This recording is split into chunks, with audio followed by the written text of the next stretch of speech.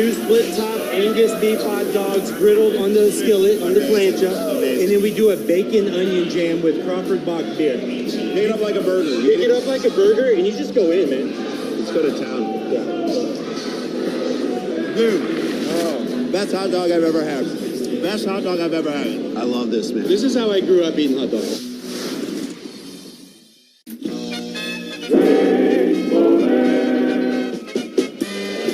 Breaking ball, grounder. Marshall lets Jeffries get it, toss to Cone, he tags the bag. And they say safe. Watch the runner, he's not watching the runner. The runner scores. And Cone's still arguing. Here comes the second runner. The second runner scores. I don't believe I just saw that. I don't believe it.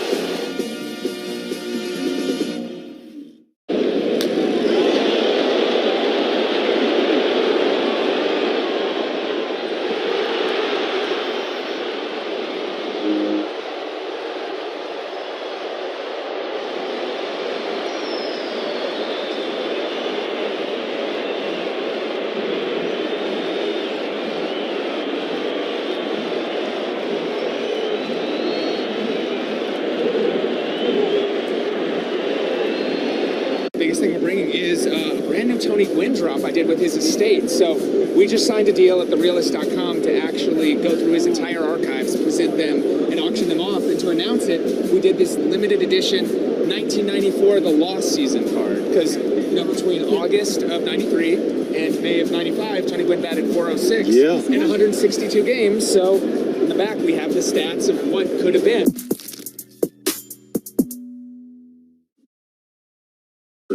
Hitting fourth, the first baseman, Jake Berger. Jock Peterson will DH. He hits fifth. Batting sixth, the center fielder, Evan Carter. Kyle Higashioka will catch and hit seventh. Batting eighth, the second baseman, Josh Smith. Ezekiel Duran plays third base and hits ninth. And on the mound for the Rangers, Jack Leiter. Once more for Texas, Nimmo, Langford, Seager, Berger, Peterson, Carter, Higashioka, Smith, and Duran, with Leiter pitching. The umpires for today's game. At home plate, Bill Miller. Adam Hammery's at first base, Clint Von Drax at second, and the crew chief, Todd Tishner, is at third. Pleased again to be joined by the crafty left-hander, Chris Welsh. I'm Tommy Thraw. Great to be with you. Great to see the roof open here at the Globe. And Chris, all we've heard about since we've been here for the first 2 days is how much different this place plays when the roof is open. It always just kind of felt like that was some sort of urban legend to hear that they actually opened the roof, but they actually have it open today. It will be interesting to see how this park plays. Well, they must have heard your pleading and probably the pleading of a lot of the hitters here so far the first 2 games of this series. You know, we've seen, 3 or 4 baseballs that would have easily been home runs in almost every other ballpark that were dying at the warning track. So maybe they took a vote and the pitchers were outvoted. Somebody was talking about, maybe it was you, about the StatCast numbers on the ball that Dane Myers hit yesterday late in that game. It had the ball going 413 feet. It was only 410 where he hit it. That's the kind of the park factor that it felt like that ball was hit way better than how it responded. There were certainly some balls off Ranger bats that looked like they were they had far better contact than the outcome. Yeah, and I think Terry Francona covered that in his meeting with us earlier this morning. He said, sometimes you're going to get atom balls, and that's just part of the ball game. I mean, when you hit one of those, you go back to the dugout, your teammates say, hang with them. When you're a pitcher, it's like, whew, thank you very much. There's been a glove on fielders out there for a long time. Let's talk about the pitchers, because this has a chance to be a really fun ball game today. A couple of young guys drafted in the same spot in the draft a few years apart from one another. Both have really bright futures. Jack Leiter for the Rangers, Chase Burns for the Reds. And they're both coming from college programs that are considered some of the best developers of pitching there is. Chase Burns comes from Wake Forest. Leiter comes out of Vanderbilt. This is a good old good one here with kind of modern pitching approach, taking the mound, and these guys have both plus arms. It ought to be really fun to watch. Should be a fun one. Hope you enjoyed. Reds and Rangers, let's play. First pitch presented by Cincinnati Children's, changing the outcome together. Jack Leiter Into his wind, hands up over his head. He fires. First pitch to T.J. Friedel's a little high over the inside corner for ball one. The count 1-0 to begin the ball game on T.J. Friedel. Boy, it'd be good to see this guy get going. He is scuffling to start the year. Just 2 for 26 for T.J. Friedel. Leiter's home with the 1-0 pitch, and it's up and in. It is a breezy day today at the Globe with the roof open. The wind really whipping through here, and it seems to be blowing out to right field, kind of in the face of the pitchers. We'll see how that impacts the game. Leiter behind the count against Friedel. The 2-0 pitch, and it is ripped down the right field line, but pulled foul into the extended netting way down the right field line. Strike one on Friedel. 2 balls, 1 strike, the count on TJ. Leiter threw the ball well his first time out. He deals, and the pitch to Friedel's low and inside. Leiter got the win. He logged 6 innings, allowed 2 runs in his first start of the year. That was against Baltimore. He had 8 strikeouts against just 1 walk. He did give up a home run in that contest. Now he's home with the 3-1 pitch, and Friedel takes a high strike near the top of the zone. Slider from Leiter fills up the count at 3 balls and 2 strikes.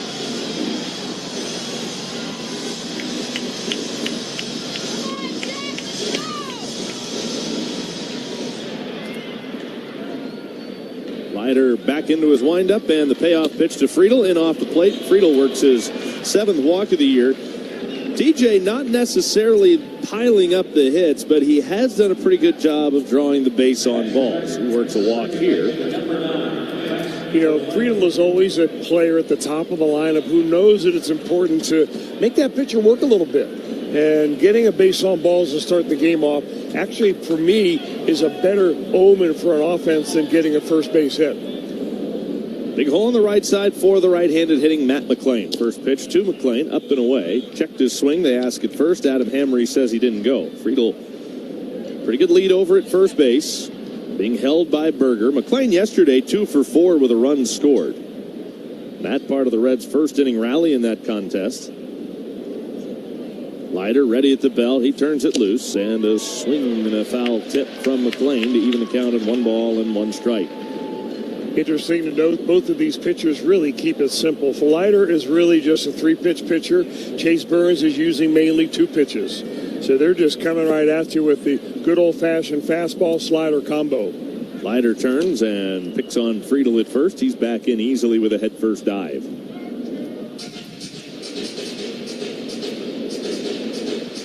Leiter, as Chris mentioned, out of Vanderbilt. He and Kumar Rocker were teammates at Vandy and helped lead them to the College World Series Championship, where they lost to Mississippi State 2021. The pitch off the plate outside to T.J. Friedel.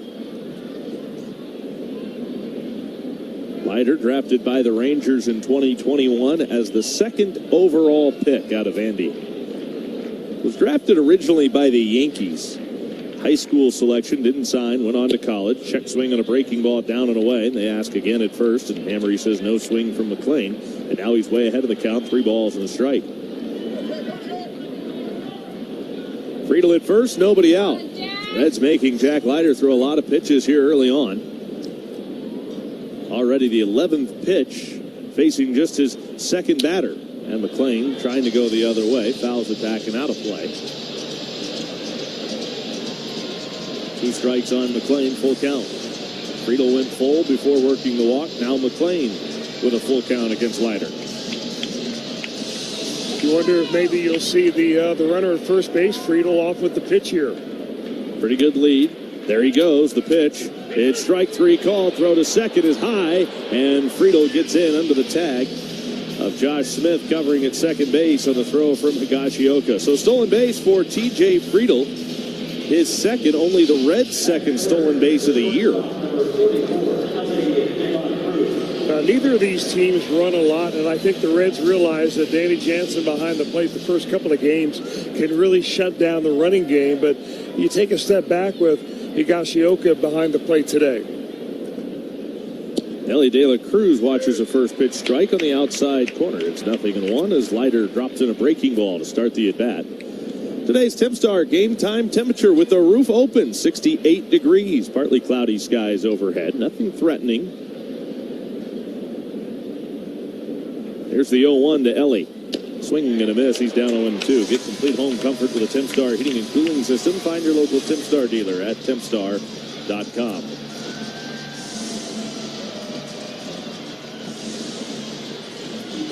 Reds have been struggling with runners in scoring position. Last in baseball, 9 for 59. Just 1 for 10 yesterday. The pitch off the plate, a fastball from Leiter, just off the outside corner to Ellie up there left-handed against the right-handed throwing Leiter.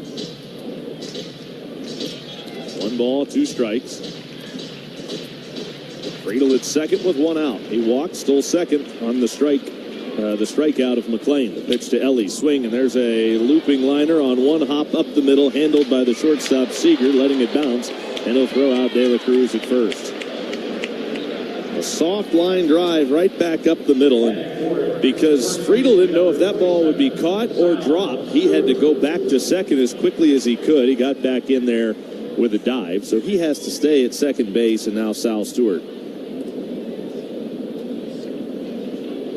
Stewart was hitless previous 2 games before last night, then went 2 for 4 with an RBI. He's up there with a chance for a 2-out RBI here. The pitch off the inside corner for ball 1.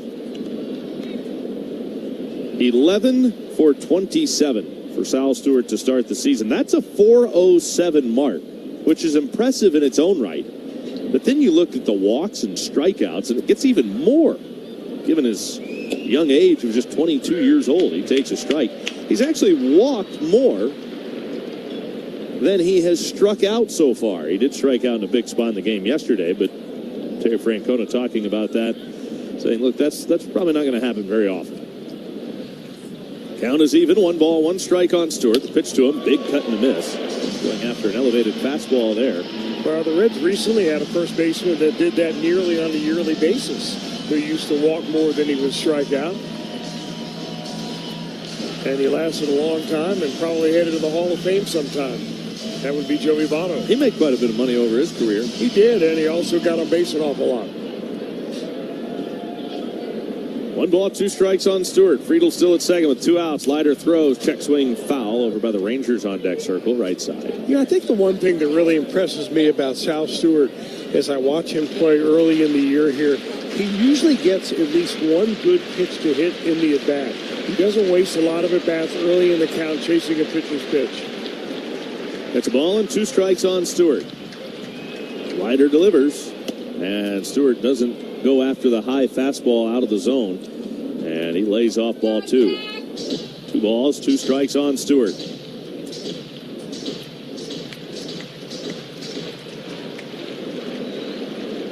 Really a nice at bat here by the Reds' first baseman. Leiter delivers, and Stewart takes strike 3 call on the outside corner. He doesn't like it, bends back in disbelief. He won't challenge. The inning is over. Friedel is left standing at second. So the Reds come up empty after an early threat. Can't cash in on the leadoff walk, and we go to the bottom of the first inning in Arlington.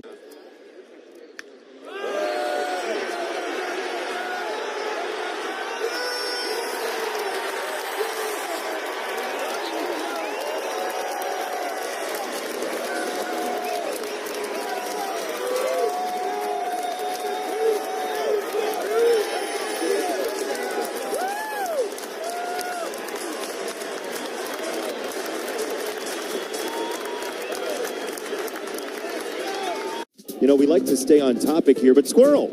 Squirrel. What? Where? Squirrel. Where? Oh, no. How about that? That went right up into the batter's eye, into the camera position. How about that? Whoa, that one will fall into the White Sox dugout. Well, it looks like he's still aggravated about being traded away. She's so excited she just threw it back. That was off the ledge, too. We can't get that down. How do you get out, though? That's the problem. There's no exit. And a call, strike 3. Change up right down the chute. Watch his bite on this ball. Whee! Right at the bottom of the zone. Swing and a miss. 4 strikeouts for Sanchez. Well, that changeup rears its ugly head again, this time to Haggerty, and see how far out in front he was of that one. It meets opportunity every day. where happiness and wonder start to feel like home. A place that makes your heart race at every turn, where a good job and a brighter future are just within reach. Some call this a dream. We call it Kentucky. Your next trip could be your next chapter. So pack up and come see us. It's never been easier to find what moves you in our new Kentucky home. Plan your getaway at KentuckyTourism.com.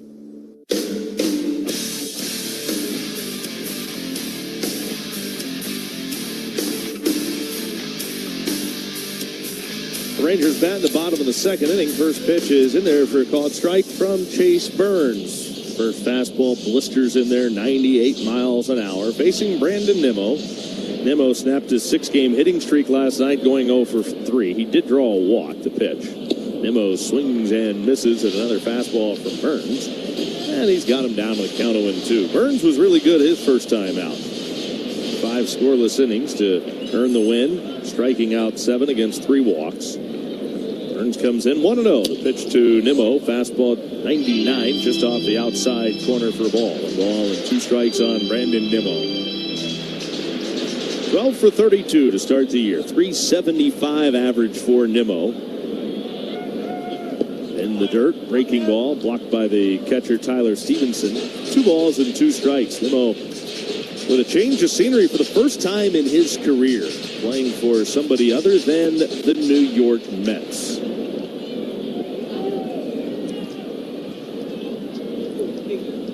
Lined in the 2-2 pitch, swung on, and this is popped up foul. Third base side, well back and out of play. Kind of liking changing teams this far into his career, like changing schools. First round pick out of Wyoming High School. Was the highest draft pick ever out of the Cowboy State. Swing and a miss, and down on strikes Brandon Nimmo. So Burns blows him away. Nimmo's down on strikes, and there's 1 gone here in the first inning for Wyatt Langford. The slider that Chase Burns throws up there is as elite as any slider in the league. He throws it in the 90s. That one was 91 miles an hour, but it's got a combination of going down and away from a right-hander, down and into a lefty. First ball swinging, Wyatt Langford hits it sharply, but right at Ellie, who gloves and throws on the money to Sal Stewart. 2 gone. Don't you love that? Boy, that's a pitcher's dream. That's right there after a double play ball, following a leadoff walk. The 1-pitch ground out.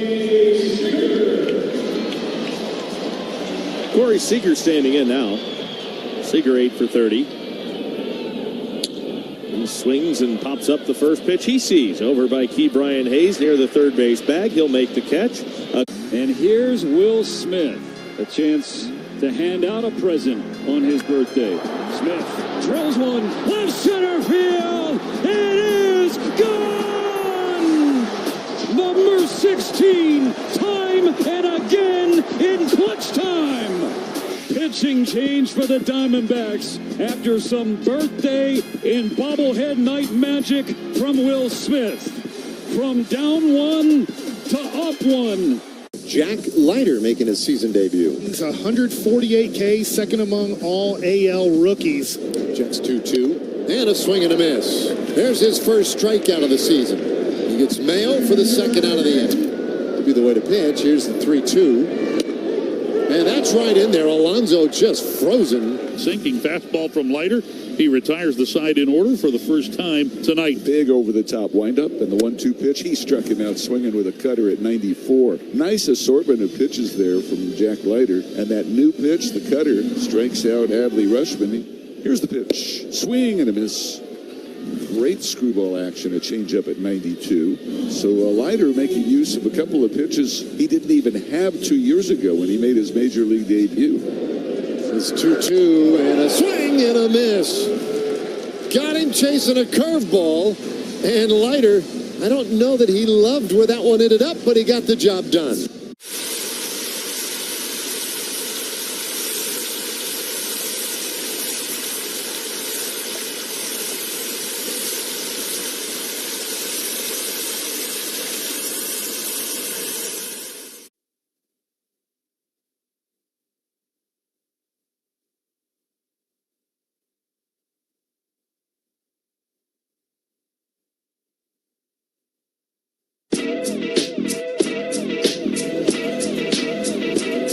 Second inning, no score. Reds and Rangers here at Globe Life Field in Arlington. Eugenio Suarez will stand in now.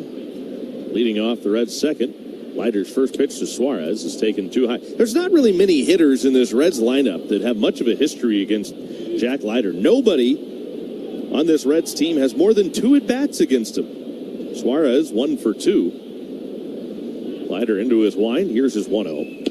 And Suarez tried to check his swing to pitch up and away. Didn't go. Count is even, 1 ball, 1 strike. You got to figure that gives Leiter the advantage over the Reds today. I think you're probably right. The more hitters see a pitcher, I think that begins to sway in advantage of the hitter. 2-0. Strike called. Good fastball sinking on the outside corner. Although a young pitcher like Leiter just gets better and better as long as he stays healthy, averaging around 98 miles an hour with his fastball, beginning to use his changeup a little bit more. 2-1. Swing and a miss. And the one thing we've noticed from up here, Tommy, where we sit, is that even though he's listed as 6'1", he's probably more like 5'10" or 5'11", he's got a very long stride to the plate. So he's got a little extra extension, like a sneaky fastball effect. Hands up over the head, and here's the 2-2. Swing and a miss. Struck him out. Fastball at 99 miles an hour with that long stride. Right over the outside corner. Suarez couldn't catch up to it. Third strikeout already for Jack Leiter. I mean, if you like young pitching, talented pitching, this is the matchup in baseball that you want to watch here today. Because I'm not sure it gets any better than Leiter versus Chase Burns here. Chase Burns running out there. I mean, Burns, we're going to see him throw the ball around 100 today. Well, that was close. Leiter home with his first pitch now to Spencer Steer, and it's in for a strike. 99. He's getting warmed up now. So they open the roof and they bring out a guy that throws 99 miles an hour. Leiter into his windup, and the 0-1 in the dirt. Hey, take a look at the glove that Leiter is wearing out there and tell me that that is not the largest glove you've ever seen a pitcher wear. I mean, it looks like a softball glove. It kind of does. You see those exaggeratedly large gloves that fans will have sometimes to try to catch home run balls in the seats. The pitch inside, it's almost like one of those almost cartoon gloves. Why do you suppose that is? Why would a pitcher have a big glove? I think he's trying to hide the baseball best you can. Hide your hand in there so they can't pick up the grip. 2-1, up and away. 3 balls and a strike. Leiter misses with the changeup. That's the main reason why this year Major League Baseball is enforcing the base coaches to stay in the batter's box so that they don't see the grip on the baseball and relay it to the hitter. Leiter fires, and Steer takes a high strike on a cutter. It's full count, 3-2.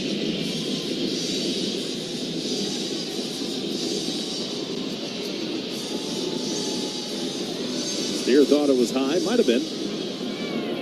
Probably was. It would have been close. Full count pitch. Steer swings and fouls it back. Fastball in on his knuckles, but he fights it off to stay alive. Leiter got to the big leagues and debuted, making 6 starts and 9 appearances in 2024. Made 29 starts for the Rangers a year ago. Was 10-10. Steer takes strike 3. Changeup, throws him right over the outside corner. Leiter struck out 3 in a row and 4 out of the last 5 Reds hitters.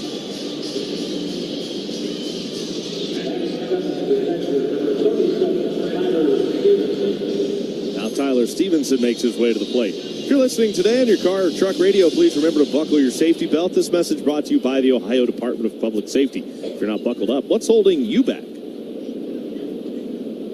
Stevenson 3 for 17. Didn't play yesterday. Jose Trevino got the start. First pitch to Stevenson's off the inside corner for ball 1. 1-0 on Stevenson. Tyler had a big game on Friday night, though. He went 3 for 4. Provided the game-winning home run in the 9th inning. Stevenson tried to check his swing. Didn't matter. The fastball in there for a strike to even the count at 1 ball and 1 strike. Home run for Stevenson to right center field. His first home run of the year, right into the Ranger bullpen. The 1-1. Stevenson goes the other way, lifting a foul off to the right side, well back into the seats. It's ball and 2 strikes on Tyler Stevenson.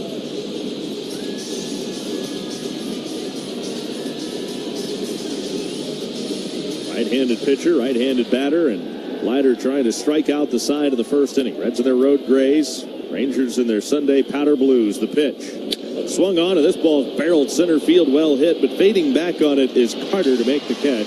And straight away. The biggest thing we're bringing is a brand new Tony Gwynn drop I did with his estate. So we just signed a deal at therealist.com to actually go through his entire archives, present them, and auction them off. And to announce it, we did this limited edition 1994 The Lost Season card. Because, you know, between August of 93 and May of 95, Tony Gwynn batted .406 in 162 games. So in the back, we have the stats of what could have been.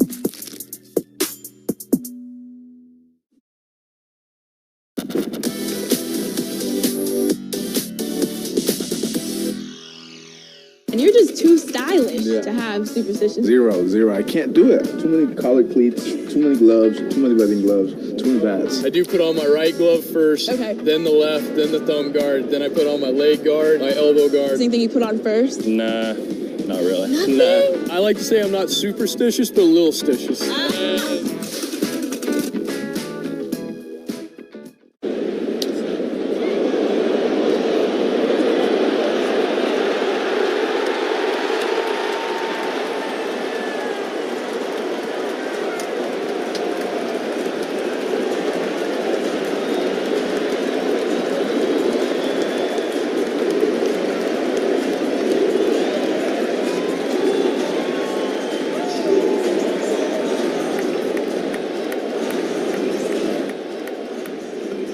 Puedes ser el dueño de grandes momentos del béisbol. MLB Auction te permite participar en la subasta de bates, bolas y jerseys autografiados, con artículos de tus equipos de grandes ligas favoritos, leyendas y jugadores. Visita auctions.mlb.com.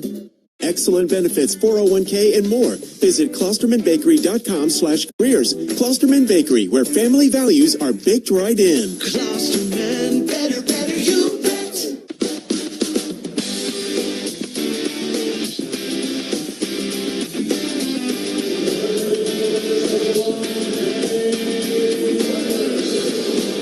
Rangers come to bat in the second. No score, Reds and Rangers. In the series finale, Reds trying to sweep this series from Texas. They've got the roof opened up here at Globe Life Field on a beautiful Easter Sunday. First pitch on the way, check swing, and Berger didn't want to, but he went around, and he's down to the count 0-1. Berger 11 for 33. That's a 333 mark. Couple of home runs, 6 RBIs. At 236 with 16 homers last year. He's hoping the offseason wrist surgery really helps him this year. Trying to bounce back. The pitch. Berger takes off the outside corner for ball 1. The count is even now, 1 ball, 1 strike.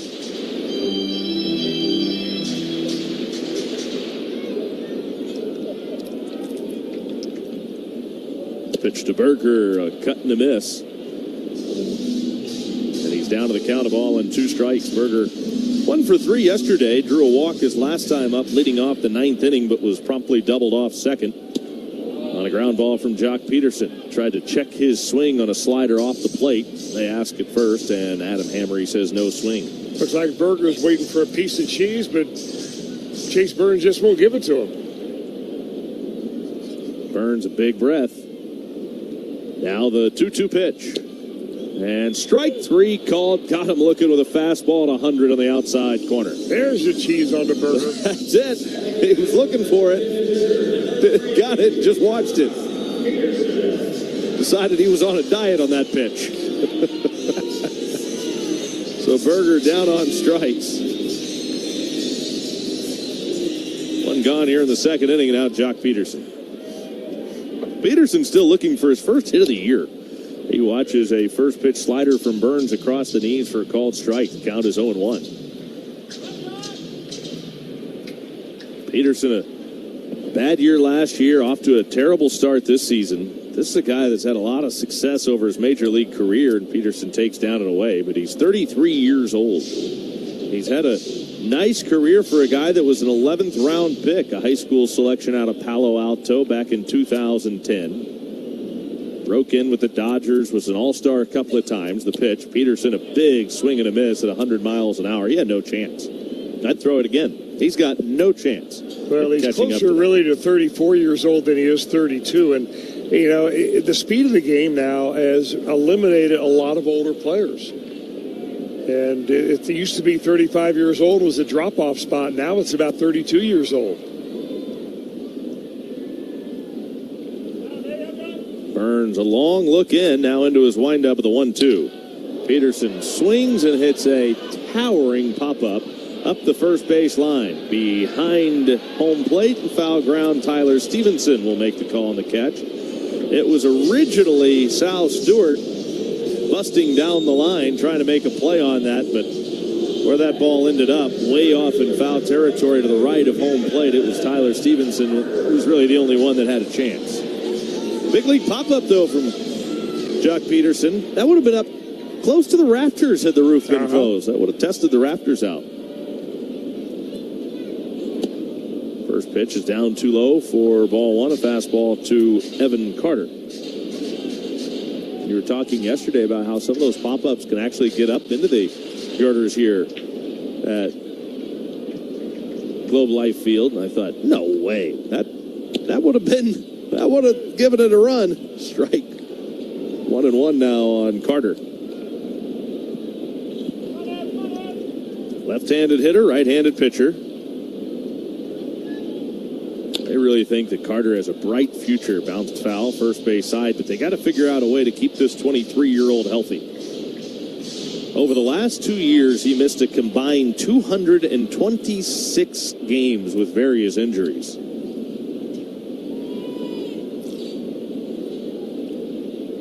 The 1-2, and a swing and a miss. Burns blows a fastball by him at triple digits. He has 3 strikeouts through the first 2 innings. Score. The captain, Derek Sanderson Jeter, is one of the winningest players in Major League history. He was wearing these very batting gloves when he notched one of those most memorable hits, the 3,000th of his career. Are we supposed to spit in them like they do the batting gloves? No spitting. This is a non-spitting museum. He's just the second player in history whose 3,000th hit was a home run. The first was a former teammate from the Yankees' 1996 World Series championship team. But before he began his Cooperstown-bound career, Bonds would cross paths with another future Hall of Famer. September 6, 1995, the Iron Man played his 2,131st consecutive game, surpassing the unbreakable record of the Iron Horse. Now that's how you pass the torch. Go to baseballhall.org to plan your visit to the National Baseball Hall of Fame and Museum in Cooperstown, New York, and catch every episode of Hall of Fame Connections on MLB.tv.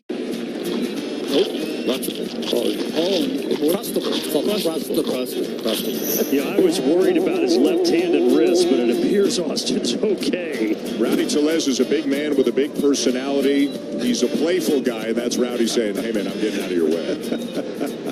Nice catch, JD. JD. What a catch. They probably stuck with the pine top. No kidding. Look at this guy. I mean, it comes off the screen, and he just barehands it. Well, we certainly served it up over the plate. This is a burger fit for a home run king, the 99 burger in honor of Aaron Judge. They sell a bazillion of these at Yankee Stadium. It looks pretty good. I feel like we passed the test. What about you? I think so.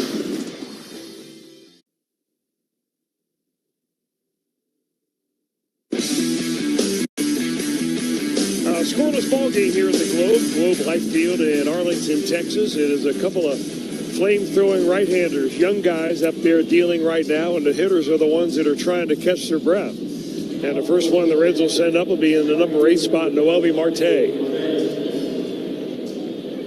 Marte hitless in his first 10 ABs. Looking for a way to get on base here to get the Reds offense going here this afternoon. Right-handed hitter deep in the box, holds the bat high, and a swing and a miss at a high outside fastball. We've already said that Chase Burns has thrown a few pitches at 100 miles an hour. Jack Leiter throwing his fastball up around 98, 99. And a little cut fastball on the outside corner, fouled off by Martin. He's down 0-2.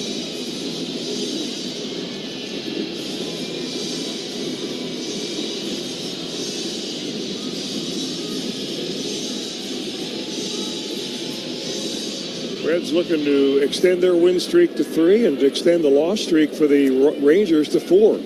Swing a little chopper. That's down the third base line. It'll be fielded by the pitcher, Leiter, and he will not make a throw to first base. That's an infield hit from Marte, and the first hit of the ball game. And it's his first hit of the year. He'll take him any way he can get him. You got that right. When you're struggling to get on the hit board, you will take a hit no matter how it comes. If it's a swinging bunt, little bleeder up the third base line, by all means, counts as a hit just the same. Maybe that'll get him going. Number 9 hitter Hayes. Key Brian Hayes steps in there. Medium lead now from Marte. Slide step to the plate by Leiter, and the pitch misses down and in.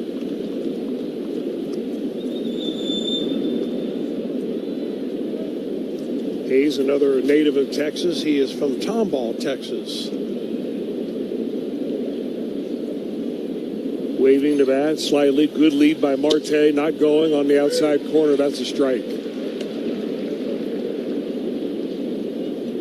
You said at the very onset of the ball game, Tommy, that really interesting to see the matchup we have here today, because Leiter is from Vanderbilt, recognized as one of the best college baseball programs for pitchers, and the same can be said for Wake Forest, where Chase Burns went. There goes Marte, the ball on the ground. He's going to make second base. The play goes from second to first as a ground ball right to Josh Smith, and he fires to first base Jake Berger for the first out of the inning, but Marte will move up into scoring position. I really like that idea. It's kind of a modified hit and run, probably more of a run and hit actually in that situation.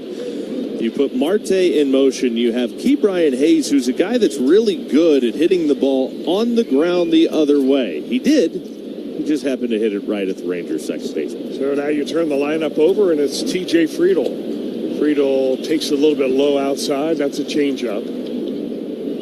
I think it also takes the pressure off the hitter a little bit when you put that hit and run or the run and hit on, because you're just telling Key Brian Hayes, just put the ball in play somewhere. So a swing and a miss on a slider down and in, and Friedel's got an even 1-1 count. I guess it's kind of an old school thinking now, but I always loved to see that when you had a struggling hitter at the plate, a guy that was capable of stealing a base on first. Like you say, it just takes all the pressure off the hitter. Sometimes that focus of maybe just trying to do something specific with the ball can help a guy. 1 ball, 1 strike, and the delivery is a high four-seam fastball that never does come down into the zone. So 2-1 now to the Reds' leadoff hitter, T.J. Friedel. They play Friedel shallow in center, deep in right, shallow in left. A little bit pulled around to the pull side on the infield.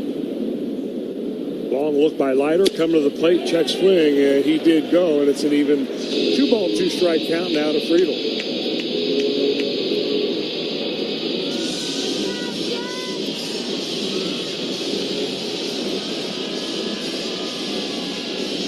Friedel takes an extra little bit of time to get back in the batter's box. He'll use his timeout.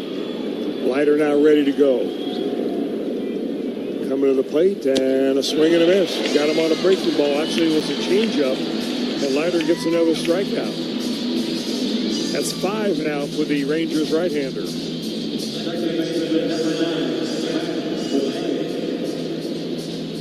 Now it'll be up to Matt McClain. Leiter coming off a really good outing his first time out. He went 6 innings of 2-run baseball, 8 strikeout baseball against the Orioles. McClain awaits, and the pitch is right on the outside corner, a sinking fastball at 98. McClain taps the plate twice. Wide open stance, left toe a little bit curled in. And Leiter to the plate. Outside.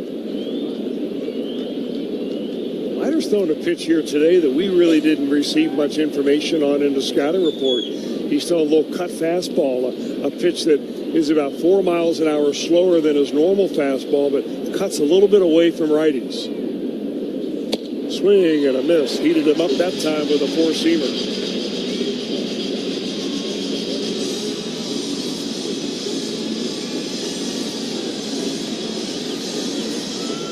Base hit will put the Reds up by 1 if McClain can get through it. And that one's in the dirt, backhanded perfectly by Higashioka, the catcher. I don't know how he did that. I don't know. I don't think he does either. Good hands. And a backhand, just threw his glove out there, and he checks his other hand, it'll be a gold watch in it. Swing, a little pop-up into left field. If this one falls, it'll be a base hit, and it will not. Wyatt left. How do you go from a triple play to a two-way star through a bracelet and the babe? Find out on Hall of Fame Connections.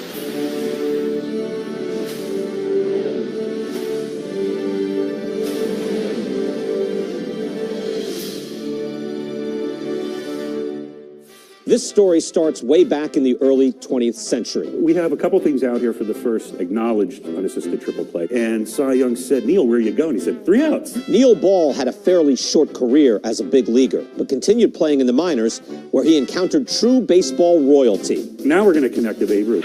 He dominated the game like no one else had before, both across the country and around the world. I'm holding Babe Ruth's back. During a 1934 baseball barnstorming tour of Japan, Ruth faced 17-year-old pitcher Eiji Sawamura. Sawamura became a hero in Japan, and the Nippon Professional Baseball League's version of the Cy Young Award bears his name. Maeda won the award in 2010 and again in 2015, when the runner-up was Shohei Ohtani.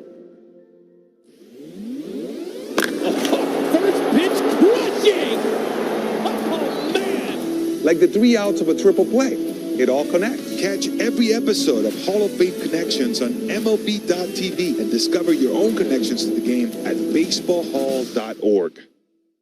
Jumps or just smoothing out those bumps in the road? We provide 24/7 service so you can have 24/7 peace of mind. AAA, proud partner of the Cincinnati Reds. Be better prepared for life's curveballs.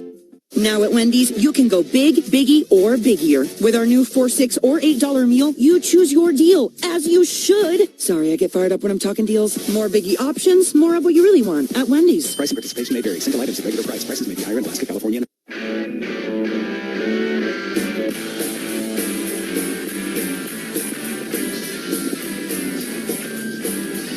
We are all knotted up at 0 here in the bottom of the 3rd inning at Globe Life Field in Arlington, Texas. Kyle Higashioka. Catcher comes to the plate, and Chase Burns promptly starts him off with a fastball in the inside corner. That's a strike. Higashioka all the way in the back of the batter's box. Back foot right on that line, and a swing and a shot. That'll be one hop off the glove of Ellie De La Cruz, and that'll go in the left field. Probably a base hit, as it was hit very sharply, and it looked like it took a wacky bounce on De La Cruz. Well, the Reds have played error-free baseball all season long to this point. One of only 2 teams in the major leagues without an error yet this year. See if that streak comes to an end. Of course, there have been some balls that have been misplayed that probably could have been called errors that have been hits. And that will be a hit. That'll be the first hit, and there's a high pop fly off the bat of the number 8 hitter, Josh Smith, down the right field line, being chased down there by Stewart, but it'll go into the stands. You know, it's harder and harder to be a defender to get an error tagged on you nowadays. Yeah, it's getting tough, yeah. In fact, there's a movement by a couple of national beat writers that feel like errors should be eliminated completely from the record book. I don't like that idea. I don't like that either. The 0-1 now by Chase Burns, who's check swing and a foul at the plate by Smith. Smith, a left-handed hitter from Baton Rouge, Louisiana. Did his college work at LSU. Made his debut here with the Rangers about 4 years ago. Burns working quickly, coming to the plate, and just a little bit high. They're going to check the third base umpire, but he did not go. So the count now 1-2.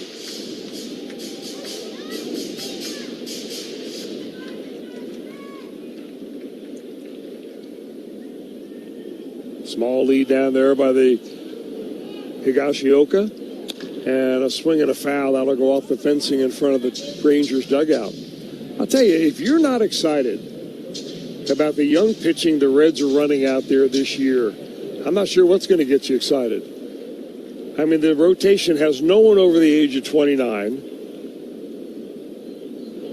Swing and a miss. It looked like Burns took something off that pitch and had Smith way out in front. That is strikeout number 4.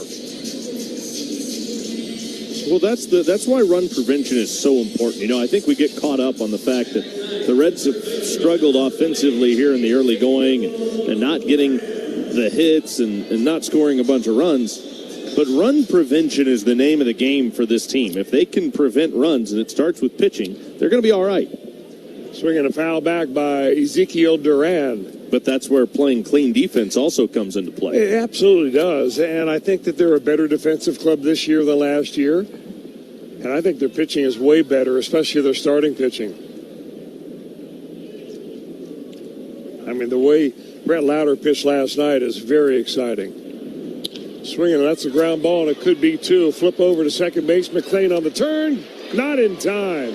Duran gets down the line. He's very fleet of foot, and he beat that by a hair. They're going to check in the dugout, but it does not look like they're going to ask for a replay review.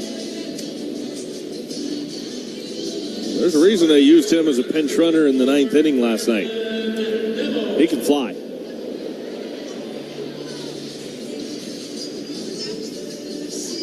So 2 down in the inning with a strikeout and a ground ball, and now the lineup turns over to Brandon Nimmo.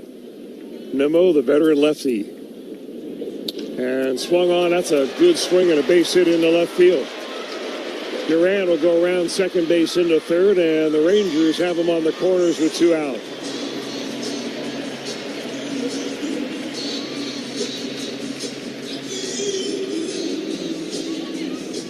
Nimmo jumped on the first pitch he saw. He did not want to wait around like he did in his first at bat. Ended up going down, swinging and missing at a slider. He got the fastball, laced it the other way. That's one of those where if you're Spencer Steer, you got to be aggressive to that ball if you have any chance at all of keeping Duran from going first to third. First pitch strike to Wyatt Langford right down Broadway with a 91-mile-an-hour slider.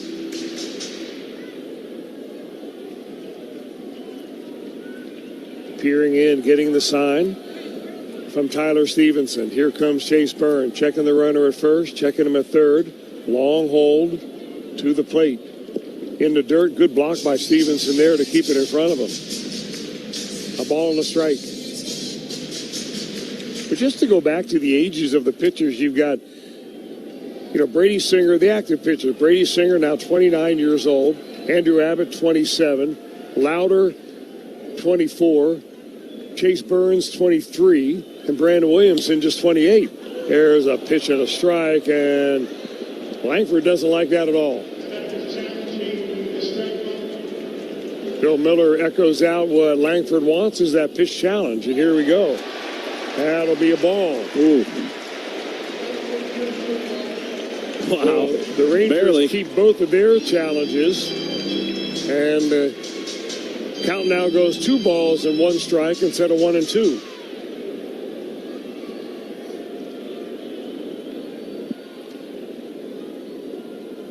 Burns from the stretch and a breaking ball down and away, and it's ball 3. I believe that's the first 3-ball count we've seen with Chase Burns here this afternoon.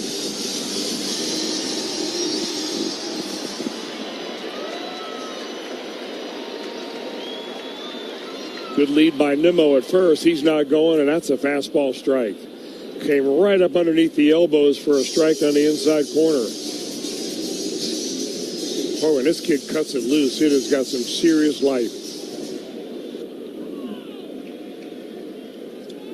3 balls, 2 strikes, 2 outs. There goes a runner. Swing and a miss, and a little drop third strike by Tyler Stevenson. He'll gun it down to first base to get Langford on the put out at first. But a strikeout and another one there. Number 5 in the book for Chase Burns. And we go. Do you see yourself maybe one day after baseball, like maybe food critic, food writer? I would love to do that. That's the plan. I've been doing it ever since I was in the big leagues. It's just fun. It's fun to interact with people, like the fans, because a lot of my followers are baseball fans. So it's nice to interact with them on a topic that's not baseball. A lot of people seem to rally around that. I mean, Who doesn't love good food?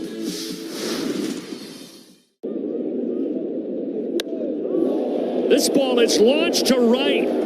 Dom Smith, a deep blast. And Atlanta with a couple of solo homers and a 2-0 lead. How about the location? That's elevated. It's 97, a little bit of cut to it, a little bit of vert. Exactly where he wanted it, but Dom Smith doing his homework and ready for it and crushes that one to right.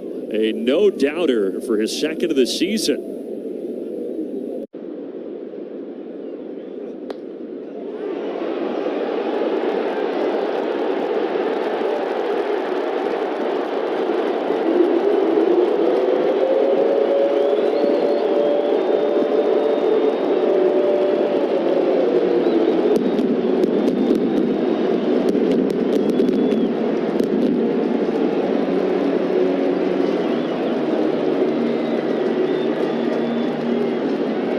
Puedes ser el dueño de grandes momentos del béisbol. MLB Auction te permite participar en la subasta de bates, bolas y jerseys autografiados, con artículos de tus equipos de grandes ligas favoritos, leyendas y jugadores. Visita auctions.mlb.com.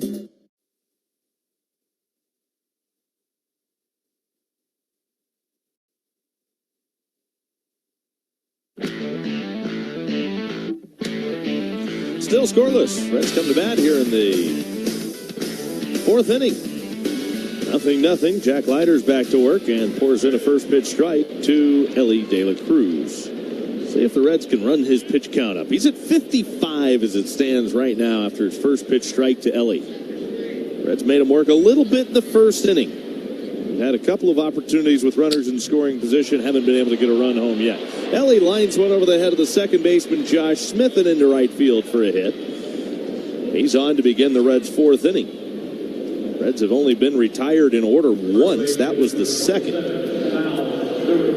Elly's on to begin the fourth inning. It's the third time in 4 innings the Reds have had their leadoff man on. They've had runners in motion both times. Friedel stole second base in the first inning. Marte was in motion when Hayes grounded to second in the third.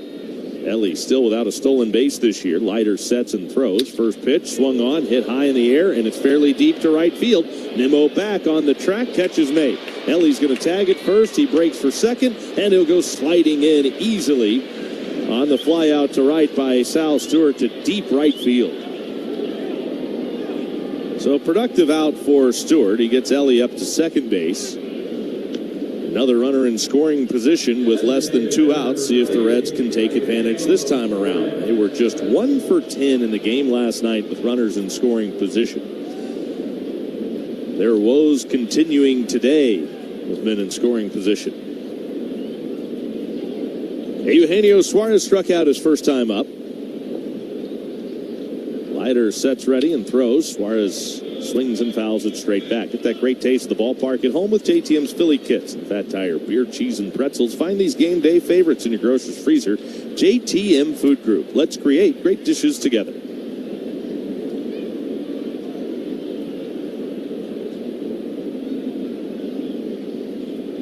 The 0-1. Suarez laid on a high fastball. He's down to the count 0-2. Amelia trivia question. It has been Reds Rangers trivia this series, presented by the Reds Hall of Fame and Museum. Question in a moment. 0-2 the count on Suarez. Elliott second, 1 out, scoreless in the fourth, and Leiter throws. Suarez checks his swing. They ask at first, did he go? No, says Adam Hammery. A ball and 2 strikes now on Suarez. Leiter has struck out 5. Pitching with 1 out here in the fourth inning, but he's thrown 60 pitches. Leiter delivers up and in, and Suarez backs out of the way of it. Leiter threw 92 pitches his first time out, so you got to believe that he could probably get up to 100 this go around. I think they're probably counting strikeouts, not pitches. I mean, this is a team that has lost 3 in a row, and they really don't want to. And they really don't want to go through this first homestand of the year by being swept. The 2-2. There's a ground ball back up the middle and through into center field for a hit. Elly's around third. He'll score, and Eugenio Suarez puts the Reds on top with a 1-out RBI single. Well, I really think that Leiter did Suarez a huge favor right there. The pitch before was a fastball up and in. It knocked Suarez off the plate. That time he came right back with a changeup right down the middle at knee high. And I think Suarez is probably looking for a breaking ball. Nothing better for a hitter to get looking for breaking ball but getting a changeup. You get the speed you're looking for without the break. Runner on at first and one out for Spencer Steer. Swings and fouls it back for strike one. So the Reds break through first, 1-0 here in the fourth. Another RBI for Eugenio. That's his 7th RBI of the year. Team leading 7th run batted in. That's why the Reds got him, to drive in base runners, and he has done that. Pitch to Steer, check swing. They ask at first, he went. And now Steer down 0-2. In 2024, Bruce Bochy managed the Rangers to the 3rd league title in team history. He made personal history in doing so as the Rangers became the 3rd different franchise Bochy managed to a pennant.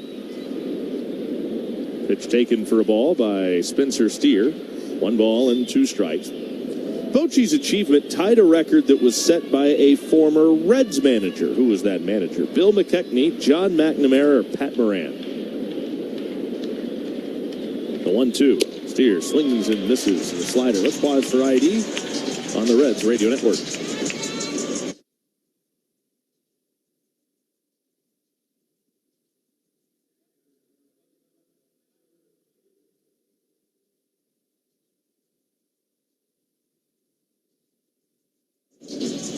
With Chris Welsh, I'm Tommy Thraw. Great to be with you at the Globe in Arlington. Globe Life Field, home of the Texas Rangers. Their 7th year playing here in this retractable roof stadium. Swing and a miss. Strike one to Tyler Stevenson. 0-1 on the Reds catcher. Flew out to center field his first time up. Bill McKechnie. You're going with A. Yeah. All right.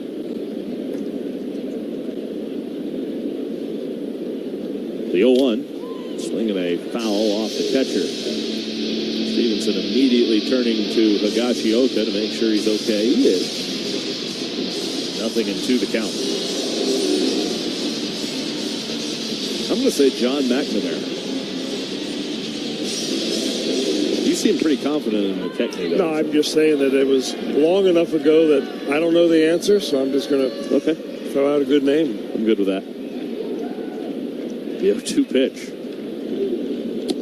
Strike 3 called. Got him looking with a slider. Froze Tyler Stevenson. But the Reds are on the board.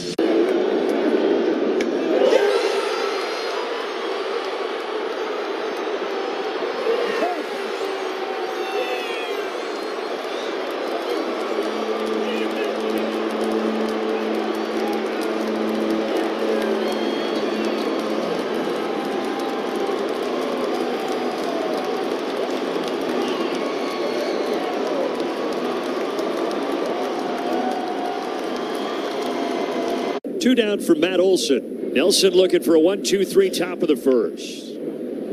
Matt Olson drives it out to center. Thomas is back. Is it above the yellow line? It is, and it's a solo homer for Matt Olson to get the party started in the desert on this Thursday night. Again, where do you want this pitch? You want it in the bottom half of the zone. That's where that 4-seam fastball was. That allows Matt Olson to get the barrel to it, and he smoked it. So Atlanta with a 1-0 lead. What is it about baseball cards that make them so special? Why do you enjoy doing that? Well, the biggest thing is I started collecting when I was a kid. O-Pee-Chee was a Canadian hockey league, and then the Canadian football. But I didn't start in the U.S. until I had signed professionally as a ball player. And when I got my first rookie card, and I've got it here with me. Let's take a peek at that. 1966 with Billy Sorrell. Puedes ser el dueño de grandes momentos del béisbol. MLB Auction te permite participar en la subasta de bates, bolas y jerseys autografiados, con artículos de tus equipos de grandes ligas favoritos, leyendas y jugadores. Visita auctions.mlb.com. Fly to Boston, New York, Philadelphia, Chicago, Washington, D.C., and more. Book your flights now at cbgairport.com.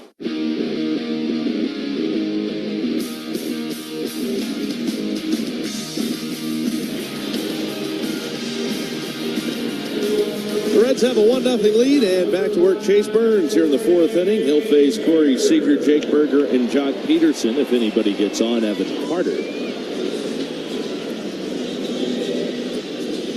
5 strikeouts for Chase Burns through the first 3 innings. 1 in the first, he struck out 2 in a scoreless second, struck out 2 in the third. And stranded runners at the corners with the Rangers threatening. The Reds able to get on the board. A 1-out RBI single from Eugenio Suarez scored Ellie De La Cruz.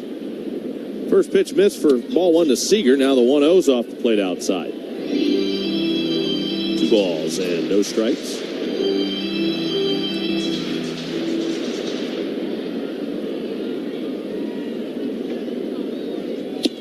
Swing and a miss. Seager came up empty. Wow, what a great pitch on a 2-0 count. I mean, Seager is selling the farm on he's getting a fastball right there. What's he get from a young 24-year-old? A slider. Make a 23-year-old there for Burns. 2-2. Swing and a miss. Now the old number 1. And he heats him up. 99 right on by him. I'll tell you, it's really amazing watching how far advanced both Louder yesterday is, and then Chase Burns today is, as far as understanding what pitching is all about. Swung on, hit in the air toward the left field line. Long run steer, but he'll run out of room. That's a foul ball. These guys don't come out of a big college program anymore like Wake Forest as just throwers. I mean, you get those guys when you draft them out of high school, maybe out of junior college. But a kid out of a big-time D1 program nowadays almost is ready for Double-A. I tell you what, Chris, we were talking about this before the game. 2-2, swing and a miss, and down on strikes. Corey Seager chasing the slider in the dirt. He's down on strikes for the 6th strikeout. Chase Burns today. He hasn't struck anybody out twice yet, so 6 different strikeout victims. But you also don't see many guys that throw as hard as Chase Burns does that know how to pitch.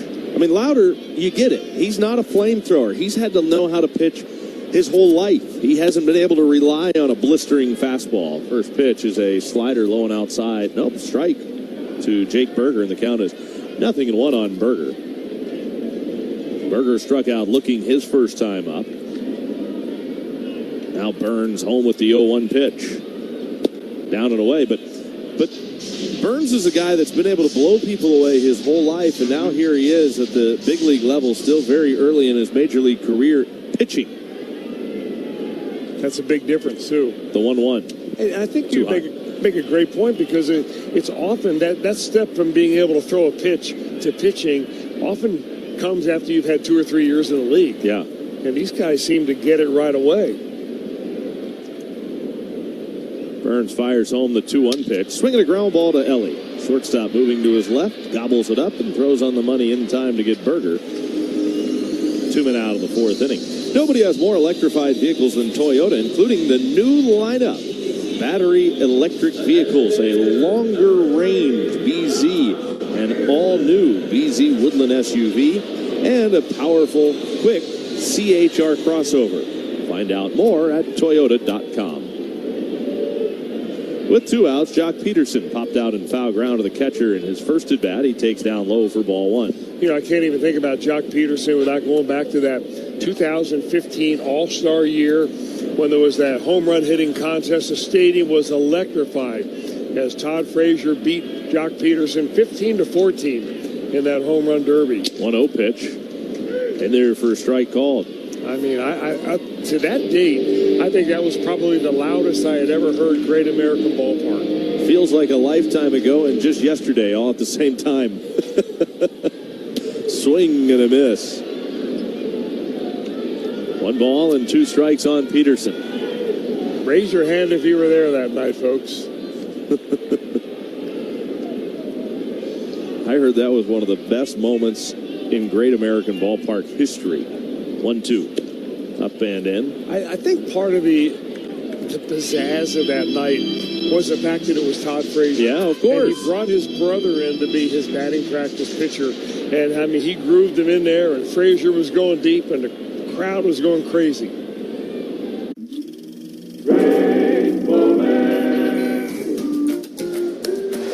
Shot to the upper deck, caught by that fan right there. Nice grab.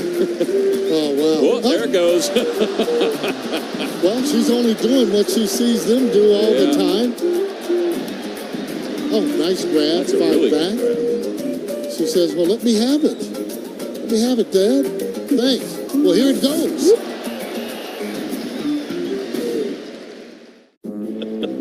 Okay, where's the napkin? No.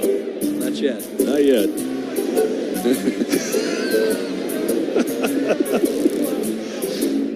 Wow. Always eager to help Pedro Martinez. Oh, that's got to feel good. Oh, yeah. Sticky's good.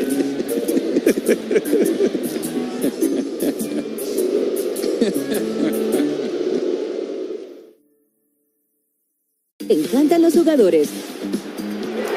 Te encanta el juego. ¡Y se fue!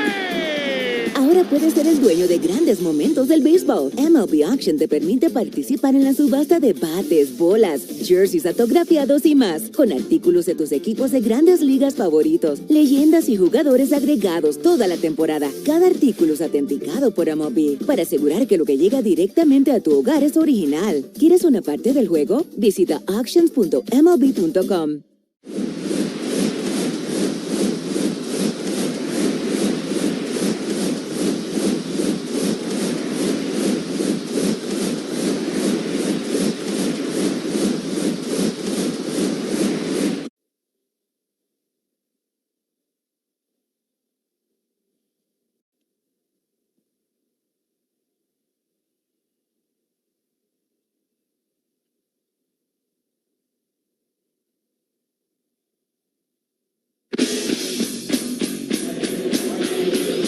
Reds have a 1-0 lead. Jack Leiter's back to work. He'll face Joavi Marte, Key Brian Hayes, and T.J. Friedel.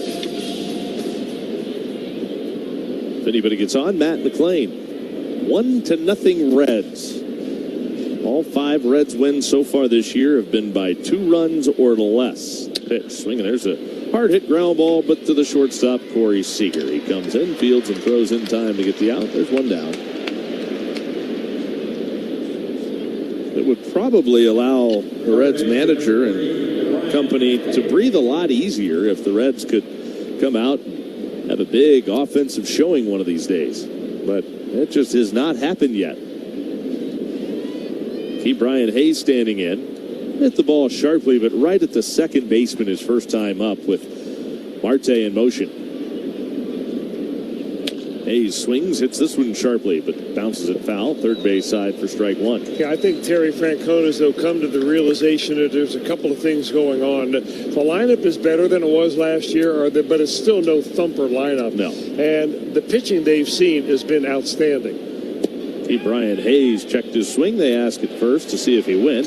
Adam Hammery up with the right fist. And even in this series, I mean, even though the Reds have missed Jacob deGrom and Nathan Eovaldi, they still see some pretty good pitching. Yeah, great pitching. 0-2 on Hayes. The 0-2 pitch. Just off the outside corner fastball from the right-hander Leiter. How about these bloodlines? You made mention of it during the break. Serious bloodlines for the Leiter family. So Jack is the son of longtime big leaguer Al Leiter. 19 years. You may watch Al a little bit on MLB Network to pitch off the plate. Count as 2-2. So a 19-year big league career there. How about his uncle Mark? Also a major league pitcher, Al's brother. 2-2. Off the plate outside. Well, Mark's son is Mark Leiter Jr., who's also in the big leagues. And there's another uncle, Kurt Leiter, that also pitched in the minor leagues. Never quite made it to the big leagues. 3-2 pitch. Swung on and a line drive into left center field. A base hit for Key Brian Hayes. He'll make the turn at first, but hang on right there with a 1-out base hit as the lineup turns over back to the top. Well, Key Brian has been a big part of this ball game so far. He's put a couple of balls in play, that one for a base hit. And nice to see him be able to make good contact when he's seeing a pitcher throwing up around the high 90s.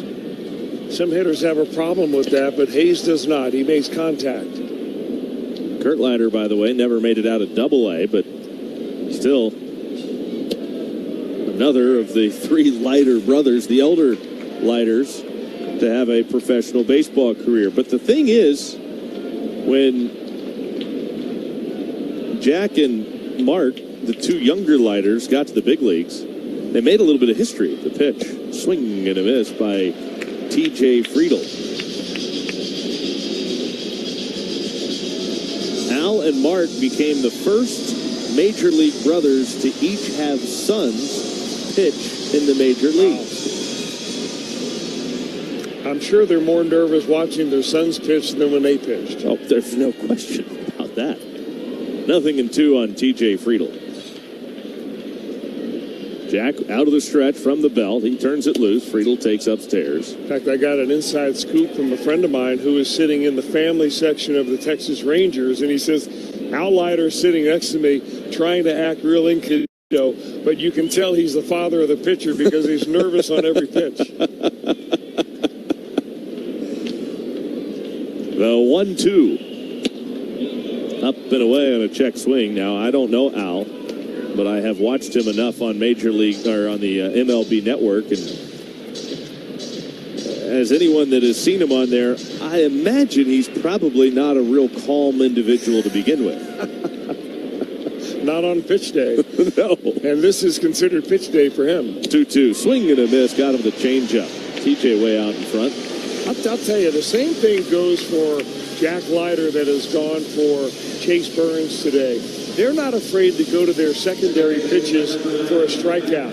I mean, you normally think a 23, 24-year-old coming up here, you know, when they need a strikeout, they're going to rear back and throw a fastball. He rears back and throws a changeup. These are two guys that really seem to have a pretty good feel for how to set up hitters. It is really impressive. Matt McLean watches a first pitch curveball bend in for a strike, 0-1. Leiter has struck out 8 Reds as he deals here in the 5th inning to McLean with a runner at first base and 1 out, or 2 outs. Reds leading it 1-0 in the 5th inning. Big hole on the right side. Leiter throws, and McLean swings through a changeup. 0-2. Slider and change to begin this at-bat, or curveball change to start the at-bat.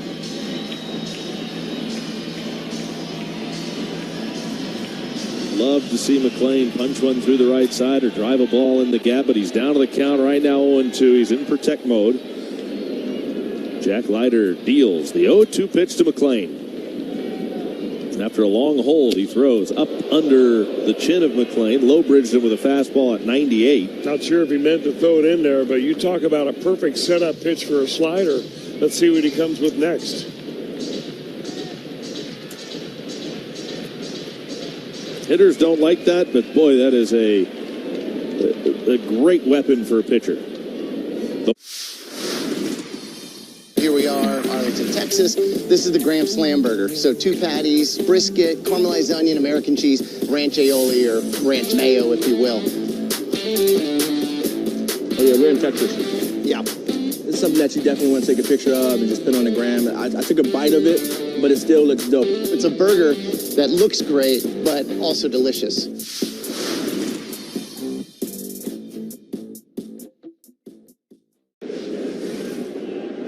1-1 on the ground, deep short. Tovar, can he get it out? Of course he can. How great was that? You will not see better tonight, I guarantee you. Might not see better for a couple weeks. Oh, man. He's done it again against Oviedo. Second home run of the night against this right-hander. Have a night, Altuve on for the 5th time. 2 home runs and 4 runs scored. Kind of vintage right there from the big fella. Lance with the best start of 2026. 7 innings of 1-run baseball and gets a huge ovation. The 2-1. Hit hard. Fair ball. Cal Raleigh walks it off against the Yankees. And the big dumper comes through in the clutch. Swing and a miss. Oh, Canada. An immaculate inning for Michael Soroka here to finish out the top of the 5th inning. Puedes ser el dueño de grandes momentos del béisbol. MLB Auction te permite participar en la subasta de bates, bolas y jerseys autografiados, con artículos de tus equipos de grandes ligas favoritos, leyendas y jugadores. Visita auctions.mlb.com. Rumpke. Waste and recycling done right. All through April, save up to 15% on Clopay garage doors at AE Door and Window. Get up to $125 off a LiftMaster opener and another 5% off your total order when you combine and save. Plus 0 down and 0 interest for 2 years. Details at AEDoorsales.com.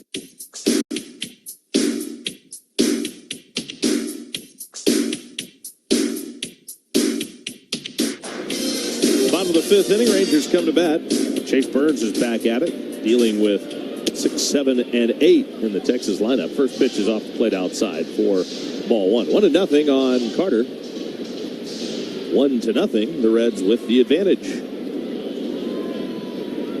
Burns home with the 1-0 pitch. Carter put a good swing on it, fouled it straight back. Let's get the answer to today's trivia question. The question was, in 2024, Bruce Bochy managed the Rangers to the 3rd league title in team history. He made personal history in doing so, as the Rangers became the 3rd different franchise Bochy managed to a pennant. Swing that fouled away. Count is a ball and 2 strikes on Evan Carter. Bochy's achievement tied a record that was set by a former Reds manager. Who was that manager? Was it A. Bill McKechnie? That was your guess. B. John McNamara, my guess. Or C. Pat Moran. The pitch, check swing. Did he go? They ask at third. No, says Todd Tischer, the crew chief. You want to stick with A. Bill McKechnie? I do indeed. All right. And the answer is A. Bill McKechnie. Good job. 2-2. Swing and a miss. Struck him out. 8 strikeouts for Chase Burns. And he's making it look awfully easy. It seems like he's just getting better now.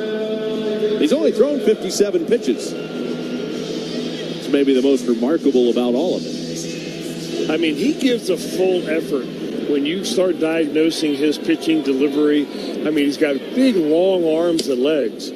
First pitch, fastball, 99. Strike one on the outside corner to Higashioka. He seems to stay under control, but the effort level is way up there. One of those rare athletes that can combine that. Rangers have a left-hander loosening in their bullpen. All is quiet in the Reds' pen. Here's the 0-1. Swung on, fouled back. Reds are a little light in the bullpen today. You got to believe that Tony Santillan's probably not available. Neither would be Graham Ashcraft or Emilio Pagan, for that matter.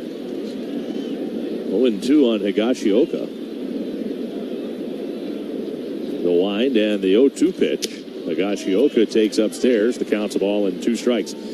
More on that trivia answer. Bill McKechnie was the first manager in Major League history to lead 3 different teams to a league pennant prior to piloting the Reds to a league title in 39 and 40, the pitch in the dirt. And the 1940 World Championship, McKechnie led the Pirates to a National League title in 25, the Cardinals to the league championship in 1928. In addition to Bochy and McKechnie, Dick Williams also led 3 different teams to league titles.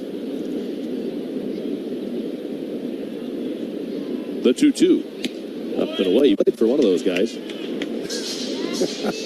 Didn't you play for Dick Williams? I did play for Dick Williams. I'm trying to forget about that, actually. You know, I'm starting to sense that that's kind of the theme about him. Here's the 3-2 pitch. Up and away. He wasn't exactly a warm, fuzzy player's manager, was he? Well, he's the only person that ever devoted an entire chapter of the book to me, and it's all negative. Is that right? I'm probably deserving, but yeah, he was a brilliant field strategist. I mean, he seemed to be always ahead of the opposition and the opposing manager, but as far as interpersonal relations on the team, he didn't much care about those. Swung on, skied in the air, shallow left center field. Here comes Friedel. He'll make the catch. Shallow left center field for out number 2 in the 5th inning. So you weren't exchanging Christmas cards with him? He used to tell us in spring training, he goes, listen, if I pass you in the hallways, don't even worry about saying hi to me, because I'm not going to say hi to you. Hey, at least you get it out of the way early. There's no wondering. And if you were ever on the disabled list, he'd say, you're like a dead man to me. Don't even talk to me until you get back on the active list. First pitch swung on, and that's fouled away. That's fantastic. Sounds like a fun guy. So when you said he wasn't warm and fuzzy, that's pretty close. Yeah. Diplomatically. But what a great manager. I mean, he won games and won pennants. The pitch. Swung on, line drive, right field, and in a hurry.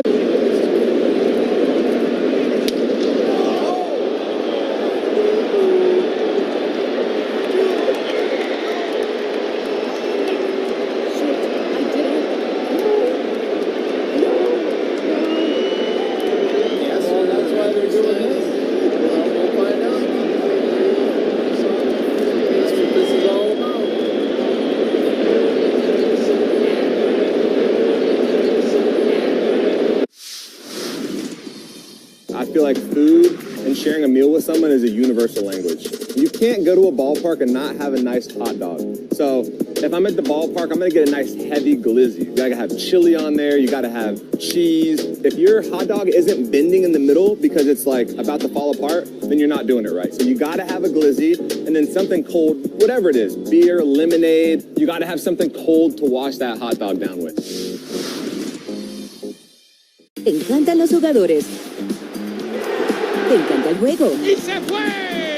Ahora puedes ser el dueño de grandes momentos del béisbol. MLB Auction te permite participar en la subasta de bates, bolas, jerseys autografiados y más, con artículos de tus equipos de grandes ligas favoritos, leyendas y jugadores agregados toda la temporada. Cada artículo es autenticado por MLB para asegurar que lo que llega directamente a tu hogar es original. ¿Quieres una parte del juego? Visita auctions.mlb.com.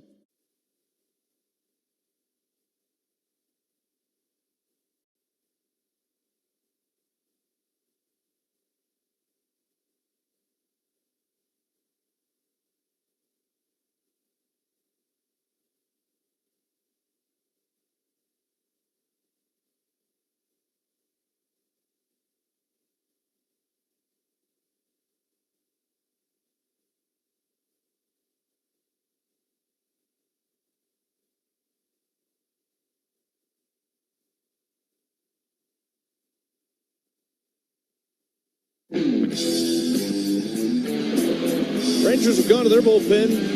Leiter's done for the day, and it'll be Jacob Latz taking over on the mound now. Latz, no record. He is on for the fourth time. 6 innings logged so far for Latz. He's walked 1 against 5 strikeouts. Latz is not even allowed a hit to this point. See if the Reds can solve him. Ellie De La Cruz the first to face him. First pitch to Ellie's up and away for ball 1. 1-0 on De La Cruz. Ellie has scored the Reds' only run today.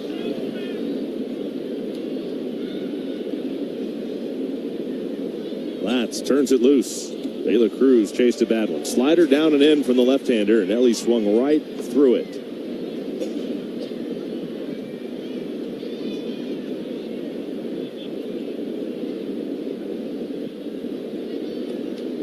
One ball, one strike. The pitch, Ellie takes up and away.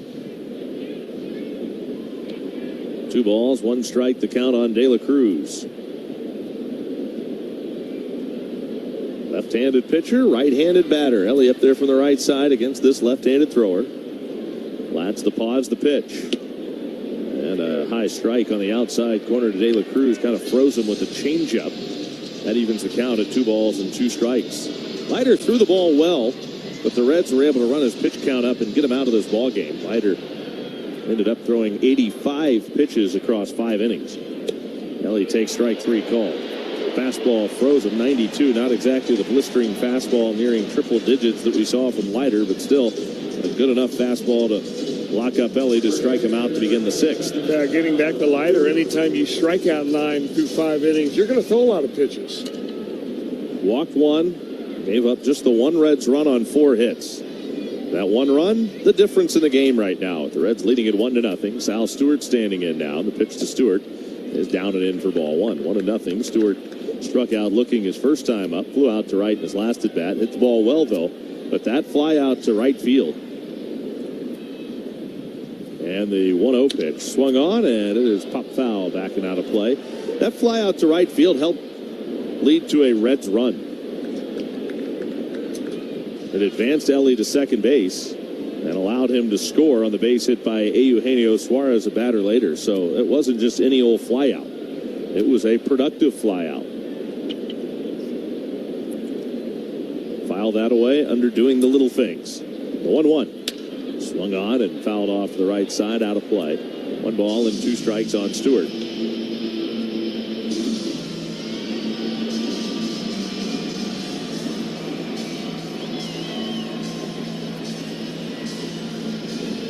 Base is empty, 1 out.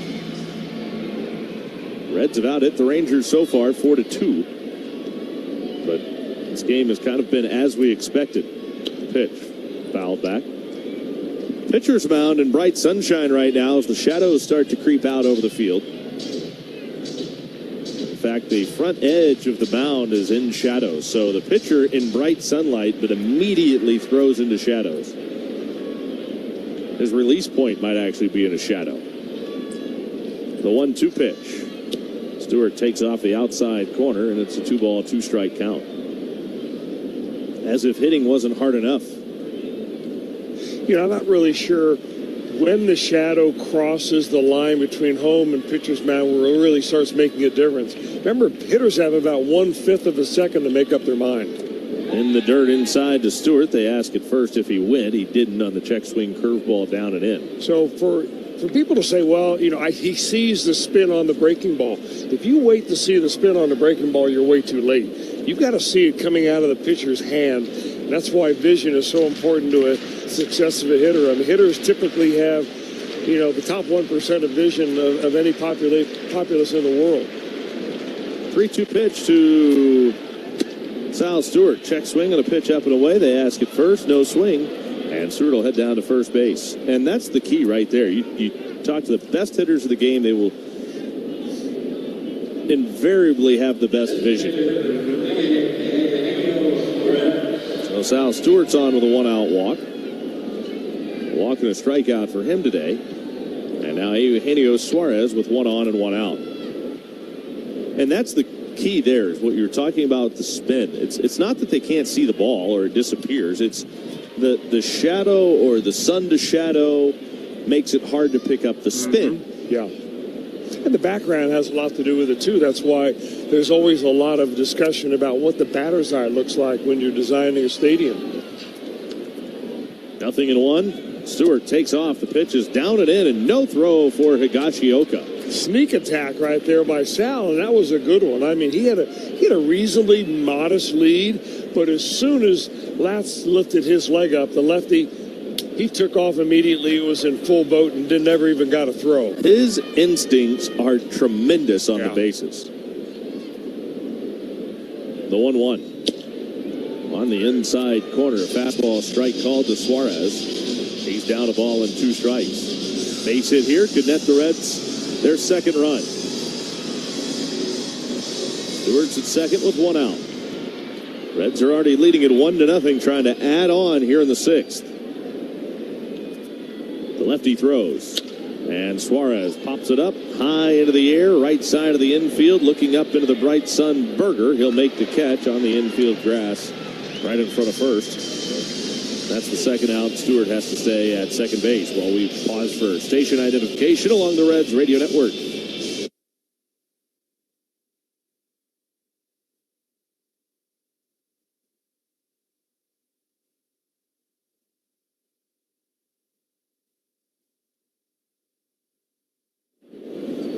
Tommy Thrower, Chris Welsh with you here at Globe Life Field in Arlington. Our on-site engineer is Yvonne Zaniga. Our studio producer Sean McMahon back in our network headquarters. First pitch in for a strike to Spencer Steer. It's 0-1 on Steer. Struck out both times he's been up so far against this lefty. Spencer's had a good series too. He came in 4 for 8 in the first 2 games after a 1 for 17 start to the year. The 0-1. Steer takes a strike across at the knees, and he's down to the count 0-2, but he's on the verge of striking out for the 3rd time today. 3 of the 4 hits for Steer have gone for extra bases. He's got a couple of RBIs. He's scored twice, but 0 for 2 with 2 strikeouts, and he's down to the count here 0-2.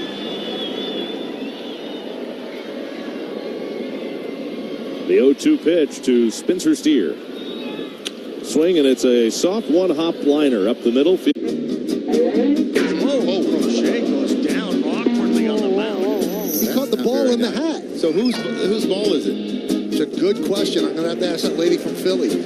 Meanwhile, out in the Cove, this guy just sort of check and see what the score is. I saw Rizzo jersey trying to make the play on it. Did it be? Rizzo, no, he hadn't. He literally hit it right to him. That's why I'm retired, is what he just said.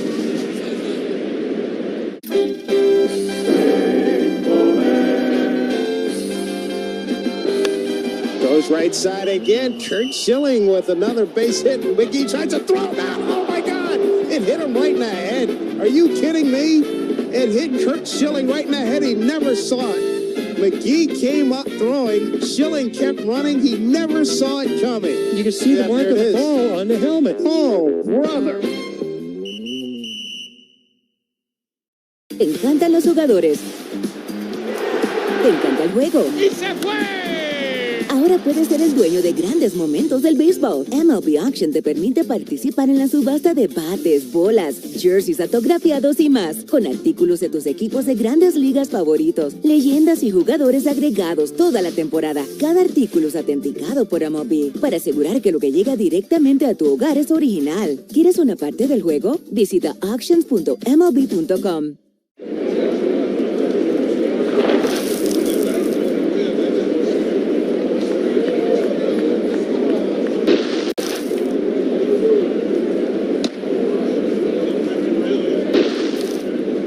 RosePestSolutions.com. It's our 30th anniversary at Rising Star Casino in Rising Sun. The Ace of Spades jackpot is $75,000. Print your daily entry with only $20 of rated play. The big drawing is 8 p.m. Thursday at Rising Star Casino. Must be 21 or older. Gambling problem? Call 800-9-WITH-IT. Chase Burns rolling along. He's got the top of the Ranger order, starting to make his way through this lineup now for the third time. See how he fares, beginning with Brandon Nimmo. Nimmo singled against Burns in the third, one of only 2 Ranger hits so far this afternoon. First pitch is a strike on the outside corner. It's 0-1. Reds fans, again this year, you can ask the booth. Tweet your questions to @RedsRadioBooth. And from time to time, we'll answer your questions. Swinging a little looping liner into short right center field. That's going to go down for a base hit. Brandon Nimmo is on with a leadoff single here in the 6th. And we've got a question coming in today from Kitchen Eatery ID. Why aren't the teams challenging the pitches? Well, first of all, the umpires are pretty good, and I think teams are starting to realize that now, that the umpires are typically right, and you really only want to get to a point where you're challenging the egregious calls, and I think we're starting to see that more and more. The challenges are valuable. You want to make sure you have them when you need them late in games. The pitch cut on and missed. Count is 0-1. And I think the fact that we're not seeing many challenges now, especially like we were early in spring training, is a credit to the umpires. The 0-1. Too high, and the count is even, 1 ball, 1 strike. I'd agree 100% with that, Tommy. And add to it that the fact, I think a lot of managers have told their guys, don't waste the challenges early in the game. We need them in the 7th, 8th, and 9th innings. Now make sure if you're going to challenge, you challenge a good situation. There's a little flare, shallow right. Out goes Stewart. He can't get it. He's going to play it on a bounce. Throws to second. Got him. Oh, what a play by Sal Stewart. He was running straight out to the outfield. It was back to the infield. The ball landed beyond him. He couldn't quite get to it and make the catch in the air, but he played it on a bounce and almost blindly made a twisting throw right on the money to Ellie to nail Nimmo for the 4th out. I don't know what Nimmo is thinking about out there. For a veteran who's been around for 10 years, he only went about a third of the way to second base. There was nobody at first base to cover in case somebody did catch that pop-up. He was not going to be doubled off. So he was completely unaware of where he should have been. That's a base running mistake. Reds get advantage right there. 1 out. Langford will reach. It won't even go as a base hit. It'll have to go as a fielder's choice. Corey Seager's at the plate. Pitcher's mound now entirely enshadowed. The pitch, swing and a miss. Count 0-1 on a first pitch fastball to Seager. If you'd like to ask the booth, just tweet us your question at Reds Radio Booth. Langford off first. Burns to the plate, swing and a miss. All 3 of these games have been very close. 5-3 the first night, 2-0 last night. The Rangers have done nothing to help themselves win the close games like this, and the Reds have done it all. They've run the bases better. They played better defense. The runner takes off. The pitch hit in the air, and it's hit well center field. Friedel fading back. He sets up, makes the catch, well shy of the track. And back to first is Langford on a long fly out to deep left center field by Seager. 2 men are out, and now Jake Berger. Well, that's the key right there, is the little things, and that's something that Terry Francona has been harping on, going back to spring training, really going back to when he took over here with the Reds. Doing the little things. It's not just defensively throwing to the right base. It's taking the extra base when you have the opportunity, and the Reds have done that. Fastball high, and I think that goes back. It's exemplified. We saw it a couple of times in the game yesterday, but Ellie exemplified that on a long fly out to right field by Sal Stewart, where he's able to take second. He did it yesterday when he was in motion. He didn't go sliding into second base. He rounded second when the ball was put in play with him running, and then he was able to score. Picked to first, almost picked him off. Stewart immediately looks into the dugout, but Langford just did get back in ahead of the quick move by Burns. Terry Francona still waiting to decide if he wants to challenge or not. The Reds won't. Very close at first base.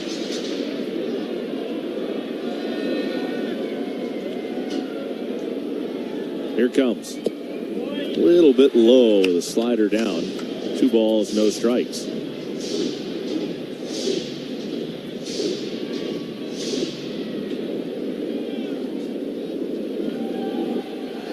Burns ready at the belt. Runner goes. The pitch is a strike. Throw to second, too high. And in safely at second with his first stolen base of the year, Wyatt Langford. The other thing, the question came to us on Twitter about challenging pitches. You're also, it seems like we're not seeing challenges on the bases hardly at all. I think we've seen just a few this year. I know we had the one on opening day. I don't know that the Reds have challenged since opening day. The pitch, down and away. Breaking ball, 3 balls and a strike on Berger. Here's the thing. If you're Chase Burns right now, do you want to go after Berger here? Or do you just want to be really careful with him and then take your chances with Jock Peterson waiting on deck, who's 0 for 16 to start the year? I like going after Berger, the right-hander. 3-1. There's a fastball on the outside corner, 98. Still plenty of giddy up on the heater. I mean, Peterson is struggling, no doubt, but the more he goes hitless, the more he's closer to his first hit. Exactly. And it's also the 3rd time through the lineup now for the Rangers against Burns. And the way he's throwing the ball gives you no indication he's getting tired. But that 3rd time through can be troublesome. From the belt, a look back to second, and the 3-2 pitch. Swing and a miss. He struck him out. Got him with the slider. And Burns fired up, pumping his fist as he heads off the mound. Hey, it's a Lourdes Gurriel dog. That's a nice touch. Pena powered. The perils of wearing earrings when you've got netting on the field. That young fan, not a Newtbar fan. What a present for Mom.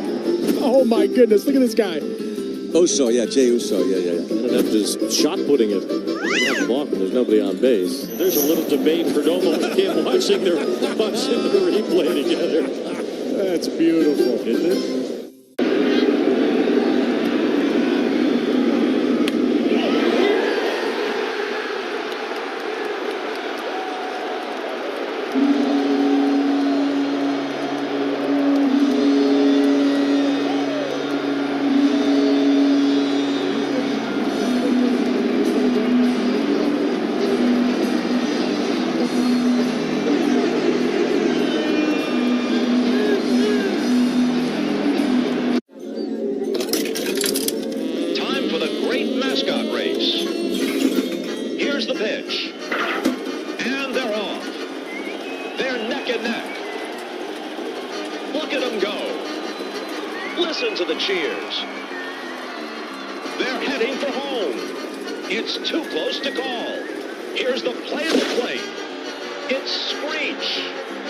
Congratulations on winning the great Mascot race.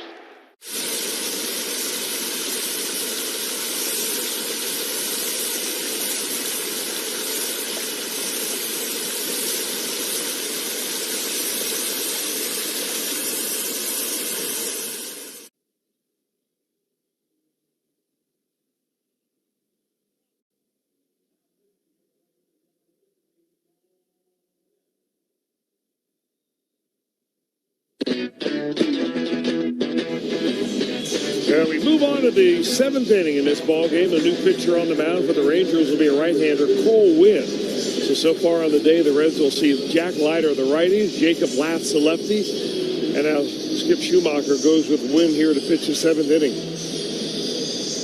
1-0 Reds.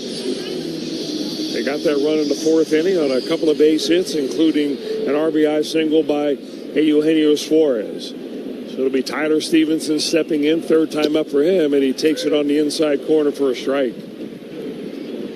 Wynn, 26 years old, from Long Island, Colorado. Still in the batter's box. Bat held high. Stevenson looks at a high fastball off the plate. 1-1. Wynn has been in 4 games. He is yet to give up a run. He's been awfully good out of the bullpen, giving up only 3 hits. Check swing at the plate. Got fooled by a breaking ball, did Tyler, and he's down 1 ball and 2 strikes. They play Stevenson pretty much straight up, which is where you ought to do it. He sprays the ball all over the place. Second baseman Josh Smith a little bit tucked in there towards second. Berger off the bag at first. The 1-2 is a swing and a miss. Blew the heater right by him upstairs. Had at 95.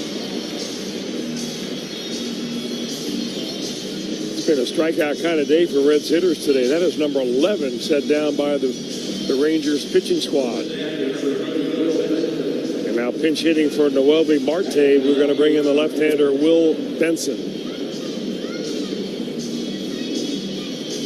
Boy, did Benson have a great defensive day yesterday in right field. In fact, one of the catches that he made when he went all the way into the right center field gap to catch one right at the warning track was rated as a 5% catch probability by MLB. I'm not sure how they get to that, but I can tell you it was a pretty doggone good catch.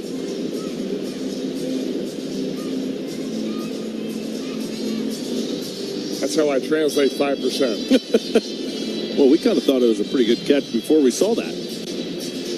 He did. He caught one that was a line drive that just took off on him. Showed his basketball skills a little bit, getting up high to get that one. So after a meeting on the mound between the catcher Higashioka and Wynn, the pitcher, they're going to figure out how to pitch to Will Benson. And here's the first pitch, and it misses outside. Wynn pitches out of the stretch entirely. They play Benson pretty much straight up, infield a little bit to pull. Higashioka set up low and outside and swung on and hit the left field. That is hit well down the line. It is a fair ball. Going to be extra bases. Here comes Benson around first, and he will hold it up right there as that ball evidently went into the stands for a book rule double.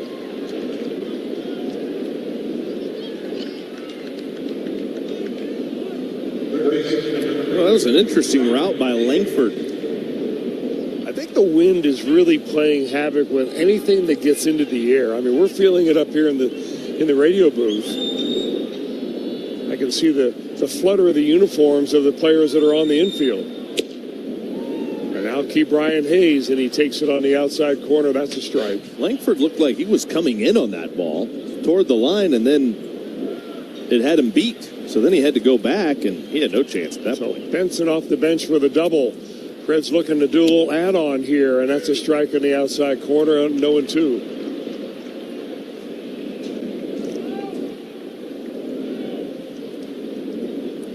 Hits are not easy to come by today. The Reds have 1 run on 5 hits. The Rangers no runs on 3 hits. Another well-played game defensively, errorless by both teams. Hayes awaits, and a pitch is in the dirt. It's going to get away from the catcher, Higashioka, and Benson will move up to third base. That ball bounced in front of home plate. Boy, the catcher had no chance on that.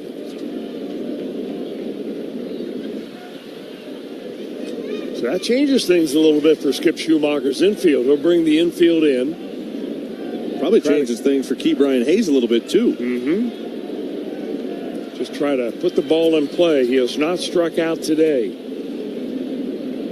1 for 2 with a base hit his last time up. The pitcher swung on and popped up in the infield. That will not get it done. Here comes the second baseman going out. Josh Smith will glove that one, and throw it on one hop back into home plate, and Will Benson stays right there at third.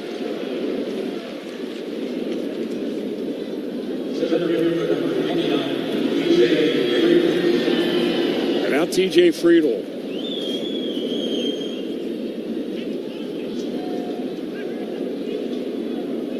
For Friedel, the frustration continues. A walk followed by a couple of strikeouts here in his 3 plate appearances. Benson, modest lead at third. Here comes the pitch, and a fake bunt pulled back by Friedel, and the ball is upstairs, ball 1. Friedel thinks about bunting right here. He'd go to the right side, drag that ball with him.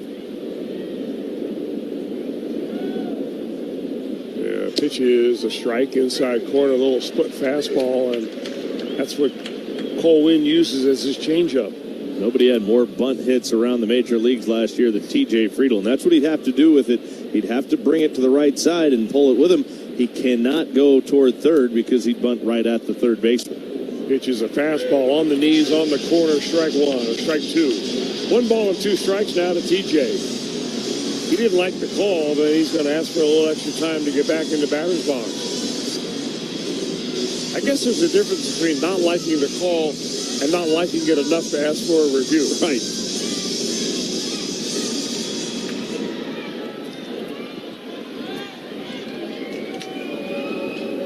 One ball, 2 strikes, runner at third, and swung on by Friedel on the ground. Easy 2 hopper to the second baseman Smith. Fields over to first, puts him away for the third out of the inning. What is it about baseball cards that make them so special? Why do you enjoy doing that? Well, the biggest thing is I started collecting when I was a kid. O-Pee-Chee was a Canadian hockey league, and then the Canadian football. But I didn't start in the U.S. until I had signed professionally as a ball player. And when I got my first rookie card, and I've got it here with me. Let's take a peek at that. 1966 with Billy Sorrell. And there's a shot into left field. Stanton on his way around to score. And the Yankees are on the board. First, it's 1-0 New York. Bouncer headed up the middle, and that's going to get through and driving a couple of runs. Franked up and sent into the right center field gap. McMahon's going to score easily. They're going to wave Wills around. Plays to third. 5-0 New York. Another one headed for no man's land, but Harrison Bader read it well. Former Gold Glover comes up to make a very nice catch for the guy they call Big G, who has driven in a run with the 3rd straight hit to open the 5th inning. Chopper for Jazz. Hot shot. And he makes the catch. That got on there on a line, and he's telling Jose Caballero, you see that? I could watch Jazz Chisholm play. I mean, he plays with such joy. Only David Cohn, Ron Guidry, and Mel Stottlemyre had opening day starts of 6+ innings with 2 or fewer hits and no runs allowed. That grit, that honesty and pride, that's what it means to be a Cowboy. Riley Green and Boot Barn, proudly honoring the Cowboy way. Champion Windows and the Cincinnati Reds are teaming up to give you a home run deal. Right now, we're offering buy 2 windows, get 2 free. And for a limited time, Reds fans can get an additional $1,000 off a sunroom using promo code GOREDS. Call or schedule your free estimate online at championsavenow.com.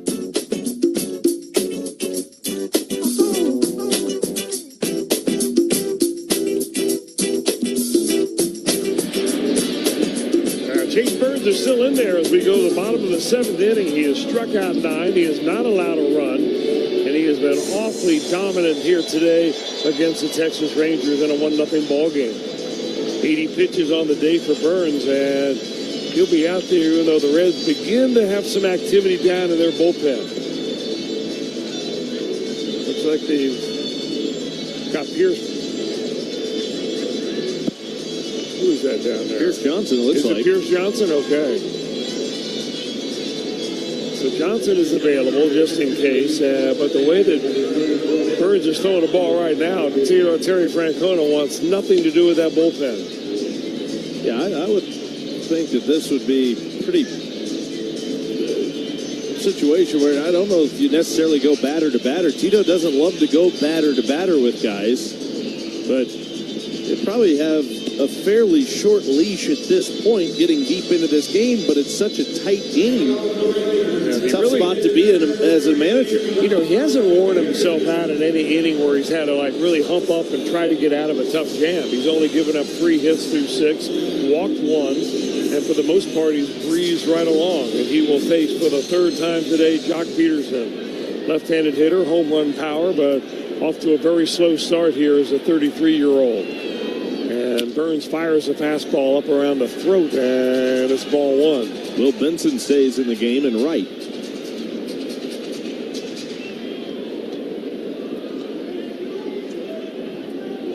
Long look in now for Burns, and the breaking ball comes to the plate. That's swung over the top of by Peterson. Missed it by a mile. That's 1 ball, 1 strike. Peterson looks like he's cheating a little bit to catch up to the fastball. One's inside, a 98-mile-an-hour heater, so he still has plenty of hump on it.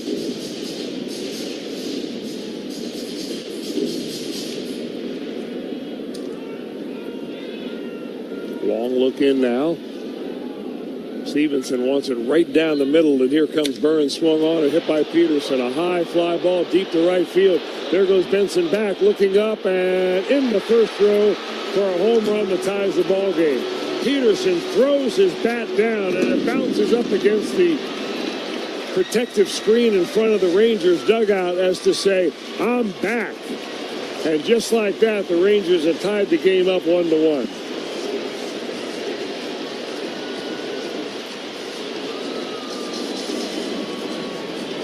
What a way to get your first hit of the year.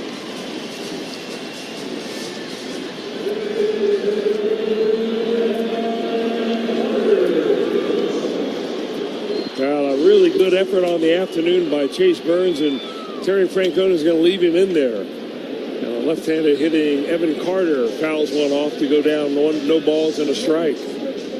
Boy, that ball barely made it out of here, too. Went right into the first row, dead right field. And another swing at the plate, a little foul tick, and that is an 0-2 count. Probably not out of here with the roof closed, but they've opened it up, the wind blowing out. Blowing out at a pretty good clip, too. Carter, a victim of a couple of strikeouts, and he's down no balls and 2 strikes. Burns swing a little chopper to third base. Here comes Keith Ryan Hayes on the run, throws on the run, out at first base, and that was a close one. Evan Carter signaling into the Ranger dugout. He ought to go ahead and review that one.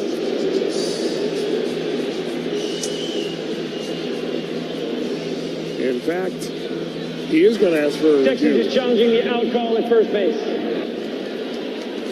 Carter went across the bag immediately, and as he hit the bag, he was signaling safe. Very close play at first base. We're going to find out after the review goes to New York to see what the official call will end up being.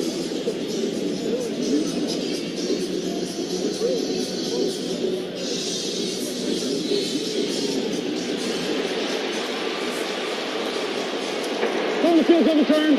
Runner safe. Texas retains your challenge.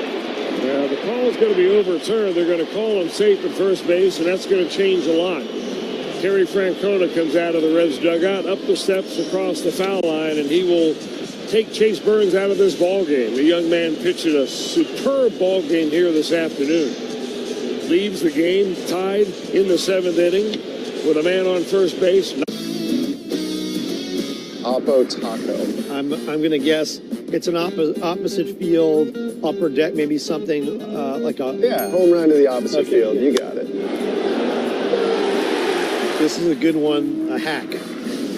I don't know. I mean, is it the same as like the layman's term hack, like a bad chef? You've guessed correctly. Okay. Someone's a hack, you know, someone that's just nailing it in. Yeah. They're not putting their heart into it.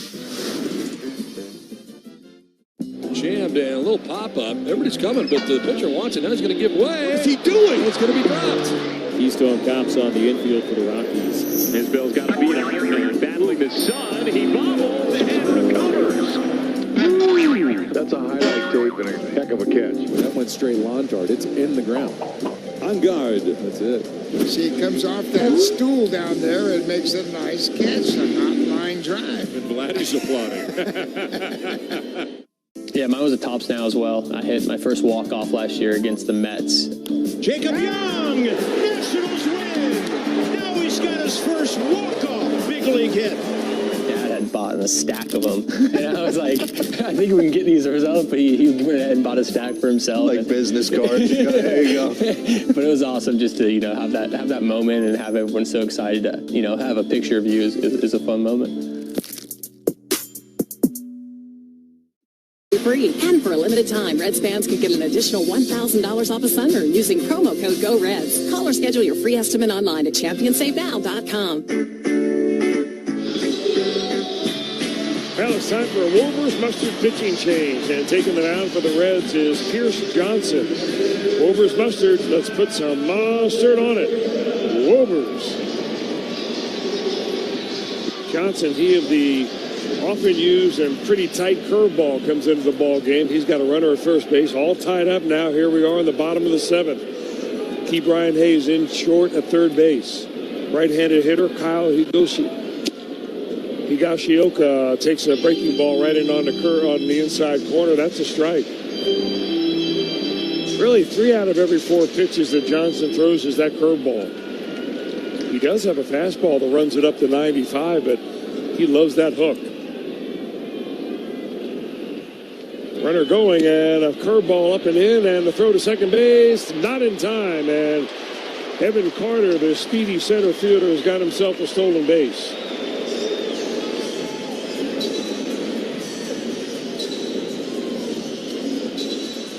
That's the one thing about calling for a breaking ball in a running situation. The catcher just doesn't normally get the ball quickly enough. Ooh. Like he might have maybe came off the bag momentarily. I'm not sure if the tag was still on. He's being held on at second base tight by Matt McClain, and a 1-1 now is swung on and fouled off right side by Higashioka.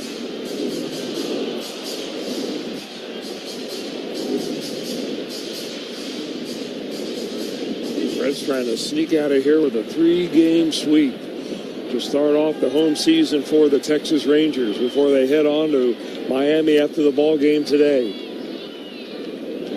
A 1-2 and an inside move, fake throw to second base, and Carter will go back. So that's one disengagement there. From the stretch. Checking the runner. And here's the 1-2, breaking ball in the dirt. 2 balls and 2 strikes.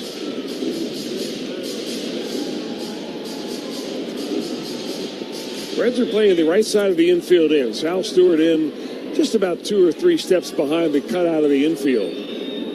Everybody else is playing fairly deep. Ellie De La Cruz right at the cut line into the outfield at shortstop. The 2-2 is a throw to second, and he is back standing, no problem. Matt McClain has been holding him so close to the bag that the runner at second base, even though he's a threat to steal, Evan Carter really didn't have much of a lead. So you can't go back there again. Here's the 2-2.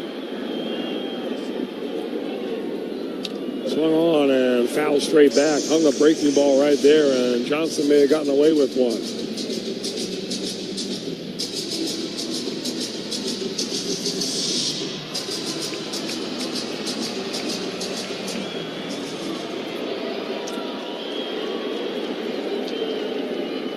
With a good lead, but not going, and a pitch just a little bit low. I mean, that looked like a pretty good pitch on a 4-seam fastball. And now he has run the count full with Kyle Higashioka.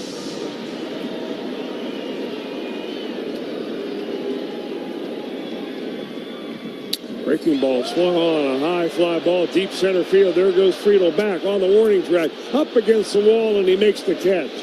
Deep enough now for Evan Carter to tag up from second to third. The relay comes into Ellie De La Cruz, and that's where it will be when we got timeout on the field. Carter goes to third, a long fly ball for the first out of the inning. And now Josh Smith, the lefty, steps into the batter's box.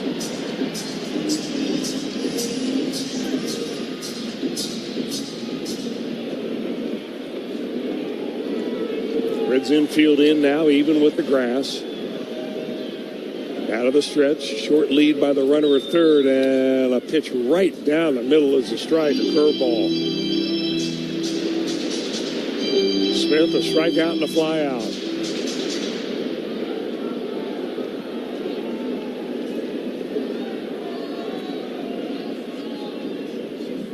Johnson with another breaking ball, just misses the outside corner. That's ball one. 1 ball, 1 strike, 1 out. 1-1 ball game.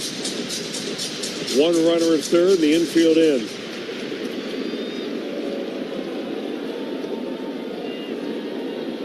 And the lefty awaits. Breaking ball in the dirt that time, and it's 2-1.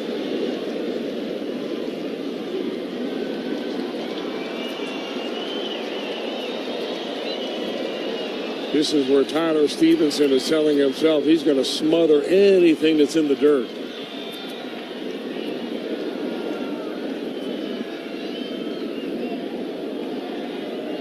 The pitch, a breaking ball, that's a little bit low and inside, and it's 3-1.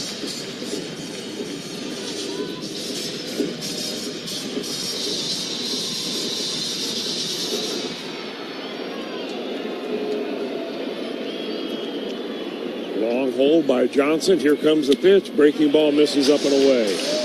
Ball 4. So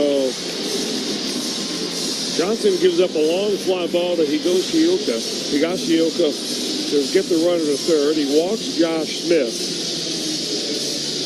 And now the number 9 hitter is going to be pinch hit for. And we're going to take a moment for Station ID on the Reds Radio Network.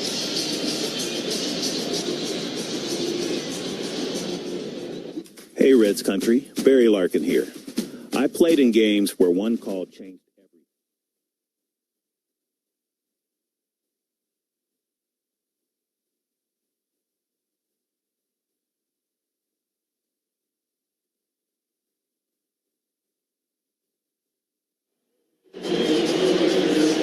Now back to action here at Globe Life Field, and it'll be a pinch hitter for the number 9 hitter, Ezekiel Duran, and it'll be the veteran and very familiar to Reds fans,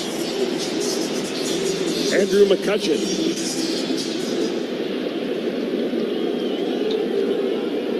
McCutchen, the veteran, steps in, right-hander. Wide open stance, holds the bat very low. Runner at first and third, swing and a miss. Had him chasing a breaking ball, and he did not catch up. Reds infield playing about halfway. Ellie De La Cruz right at the halfway point between up and down and on the left side of the infield. Keep Brian Hayes even with the bag, and a swing and another miss by McCutchen. Now he is frustrated on an 0-2 count, and he's going to ask for an extra time to get back into the box. He's having a tough time on those breaking balls right now from Johnson. That's about 6 breaking balls in a row now for Pierce.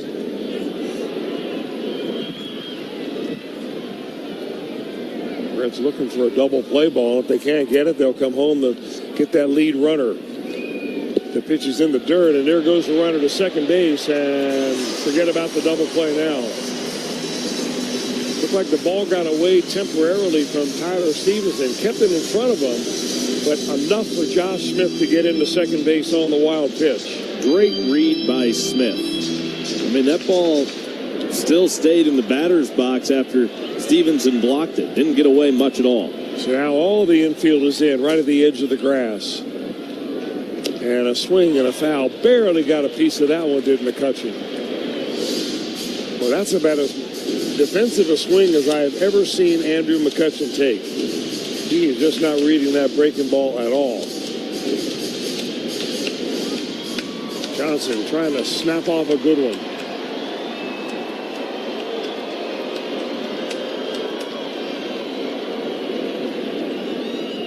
And that was down in the dirt for a ball. So 2 balls and 2 strikes. A decision pitch right here on a 2-2 count.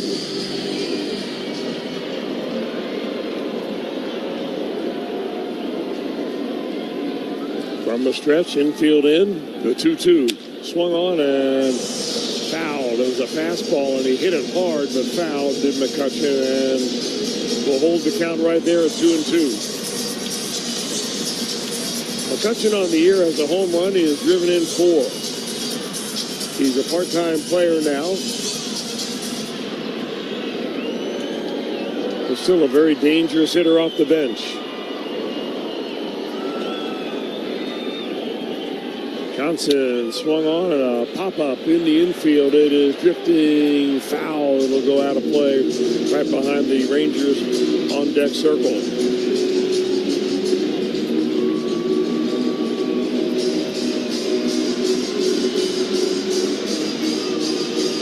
This is about the only time in this series that the fans here have come out to Globe Life Field have really had anything to cheer about.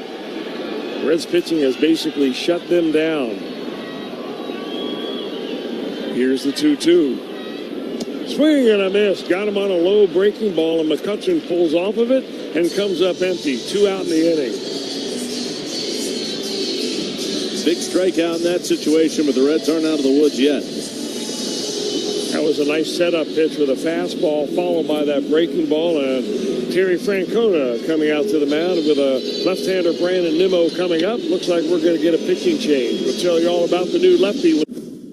So without further ado, snap on your time goggles and prepare to zoom 1,000 years into the future. The D-backs are still the D-backs, though now they're represented by a robotic techno-snake, and the Cubs have embraced their future amongst the stars, now being represented by Ursa Major. Minneapolis was the first to establish relations with our extraterrestrial friends. The Rays are the cosmic rays flying through space in their devil ray-shaped spacecraft. There's a lot going on when Ohtani pitches and hits. So there goes Ohtani. Shohei lighting up the highlights already. It's a leadoff home run after he struck out 3 at the top of the first. And the Dodgers lead it 1-0. He hit 55 in the regular season, a Dodger record. And he's gone deep for the 3rd time this postseason, his first of the championship series. What is it about baseball cards that make them so special? Why do you enjoy doing that? Well, the biggest thing is I started collecting when I was a kid. O-Pee-Chee was a Canadian hockey league, and then the Canadian football. But I didn't start in the U.S. until I had signed professionally as a ball player. And when I got my first rookie card, and I've got it here with me. Let's take a peek at that. 1966 with Billy Sorrell. JTM. Let's create great dishes together. Nail-biting time here at Globe Life Field in Arlington. The Rangers have a couple of runners on base. 1-1 ball game. The inning started off with a home run by Jock Peterson off of Chase Burns. We've seen one pitching change to Pierce Johnson, and now another pitching change, another Wolver Mustard pitching change, taking him out for the Reds is lefty Sam Ball. Ball has been good. Let's put some mustard on it. Wolvers. And he'll face the left-handed leadoff hitter, Brandon Nimmo. Ball pitching from the stretch. The infield now relaxing a little bit, playing back. And Ball delivers a breaking pitch outside, ball 1.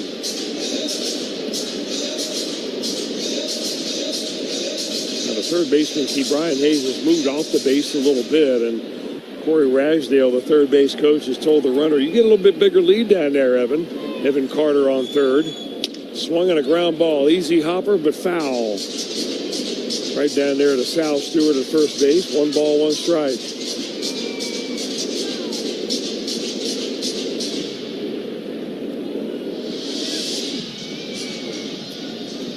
Reds and Rangers, each team 1 run on 5 hits. No errors in this ball game. The Reds have left 6. The Rangers have left 4, but they've got 2 on base.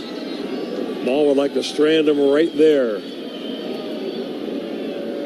Long look in by the lefty, and here he comes. Swing and a miss. Pulled the string on a breaking ball and had him way out in front of that sweeper.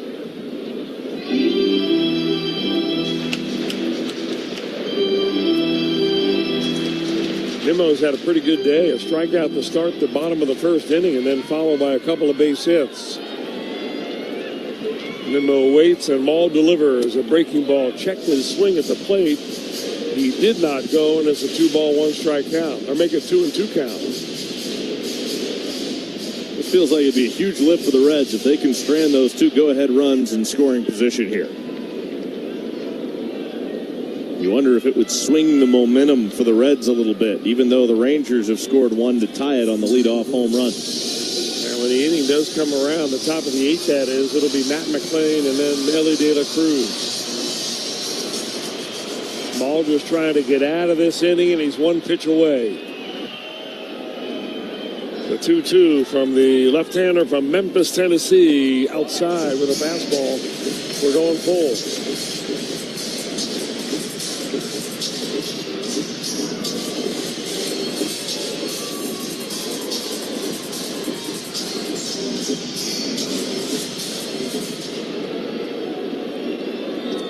Ball ready to go to the hip. Long look in and to the plate. Swing and a miss. 1-1 on the ground, deep short. Tovar, can he get it out? Of course he can. How great was that? You will not see better tonight, I guarantee you. Might not see better for a couple weeks. Oh, man. He's done it again against Oviedo. Second home run of the night against this right-hander. Have a night, Altuve on for the 5th time. 2 home runs and 4 runs scored.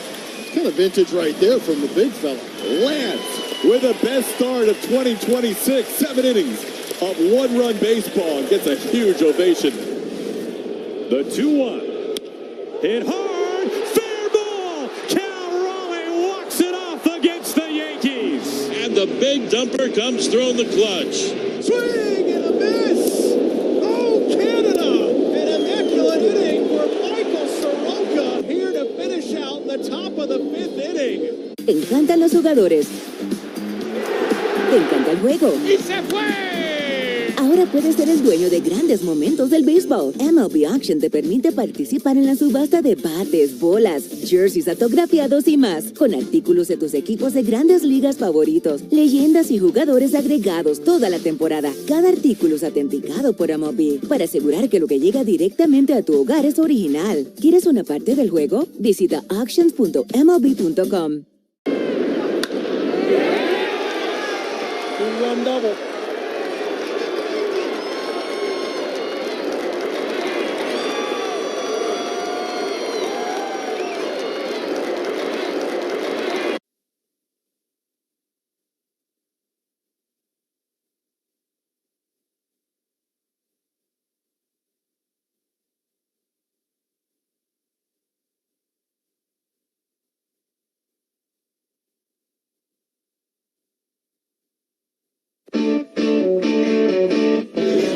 Well, a new pitcher in for Skip Schumacher and the Rangers in this 1-1 ball game. That'll be their closer, their lefty closer anyway. It is kind of bullpen by committee. Robert Garcia, 29-year-old from Manteca, California, hard-throwing lefty with a good changeup.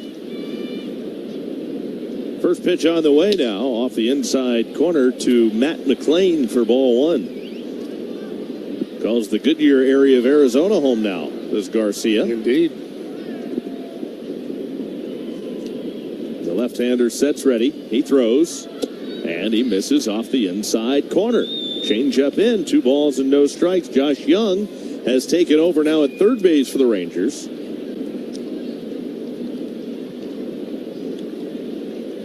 Garcia misses way high and outside with a fastball to McLean. It's 3-0.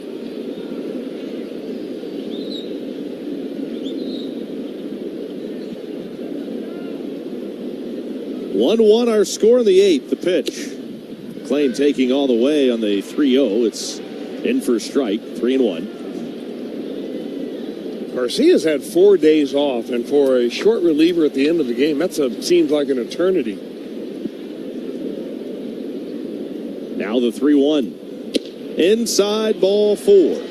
You're right. You know, you talk to relievers, they'd rather you wear them out.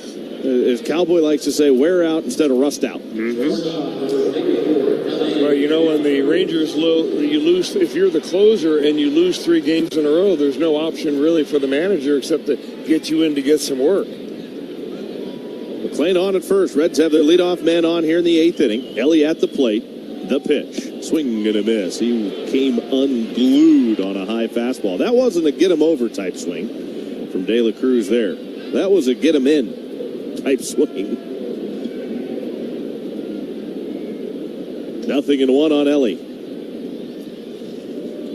Up there right-handed. The pick to first chases McLean back to the bag. Reds fans start this season with 4 new tires from your local Ford dealer and 4 free tickets to see the Reds. Now for a limited time, buy 4 new tires and receive 4 free Reds tickets, courtesy of your local Ford dealers. Visit your local participating Ford store for complete info. Here's the 0-1. Ellie takes strike 2 and a changeup over the outer half of the plate. He's down 0-2. And he also had McLean going back to the bag right there after the first throw over. I'm not so sure McLean has figured out his move yet. McLean inching off the bag at first. The 0-2. McLean running. The pitch is down and in, and Higashioka can't find the handle, and it's a stolen base for Matt McLean. I don't think they get him anywhere. I think McLean had a big lead right there, and even though that Garcia had thrown over once, he did not want to go over again, and I think McLean took advantage of that. So now anything will get that run in and give the Reds a lead. All it takes is a base hit to the outfield. 1 ball, 2 strikes. The pitch down low, missed with a changeup.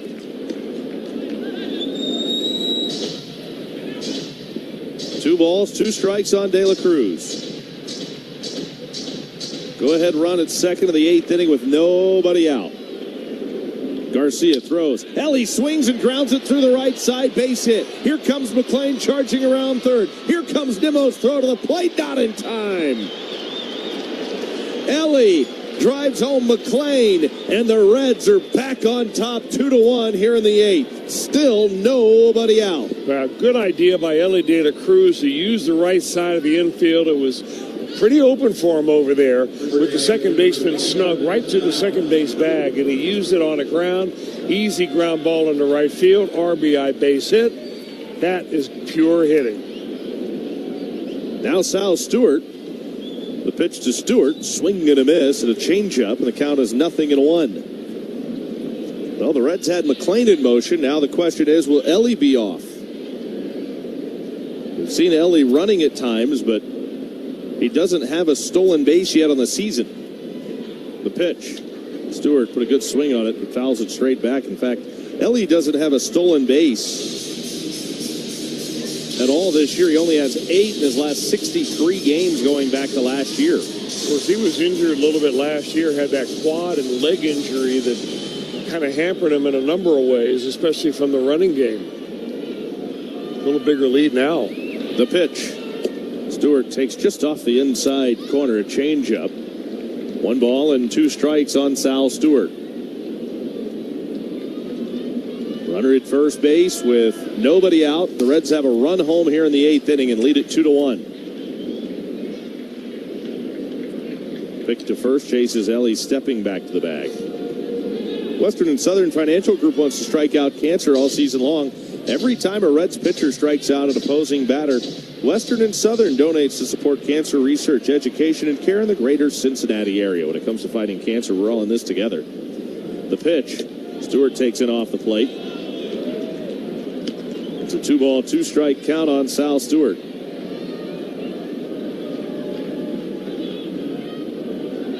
Walk in the 6th. He stole second.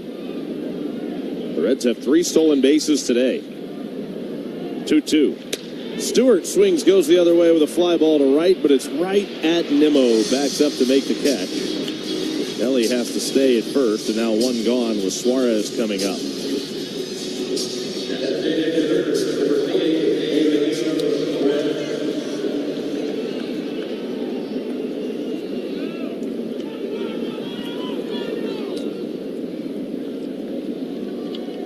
Suarez 1 for 3. He struck out in the 2nd inning, singled in the 4th, and that base hit drove home De La Cruz. At the time, it was the game's first run. The pitch up and away. Boy, a point's been hard to come by for both teams in this series. Reds scoring just twice yesterday in a 2-0 shutout win over the Rangers. Held them to just 1 today. The Reds have only scored 2 runs. Swinging and a miss. Now Elliott delayed steal. The throw to second. Not in time. He just does keep his toe on the bag, sliding right over the top of second base. But a delayed steal for De La Cruz. is his first stolen base of 2026. I love that delayed steal. 3 bounces off the extended lead that you have, the secondary lead, and then you take off and you steal the base on the infield, who's oftentimes late getting to the base. The 1-1. Suarez takes up and away. It's a 2-ball, 1-strike count. Reds did that a lot last year. First time we've seen it this year. Now the Reds trying to play add-on with De La Cruz in scoring position. The left-hander readies.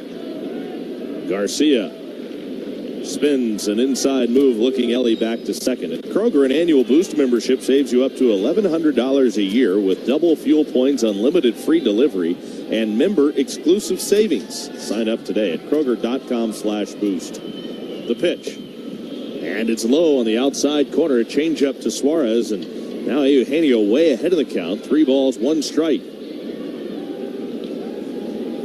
There's more action in the Ranger bullpen behind Robert Garcia, who's having a tough time. The pitch. Up and in. That's ball 4 to Suarez. Second walk of the inning. Chris Martin is the right-hander throwing in the Rangers bullpen, and that might be it. Skip Schumacher's on his way to the mound, and that will be it for Robert Garcia. So he will exit after the 1-out walk of Suarez. He only gets 1 out of the inning, a fly out on a well-hit ball by Stewart to right. You've got to be very careful where you're going because you might not get there. But how exactly can you go from a yogi to a king to perfectos, the old professor, and pine talk? Find out on Hall of Fame Connections.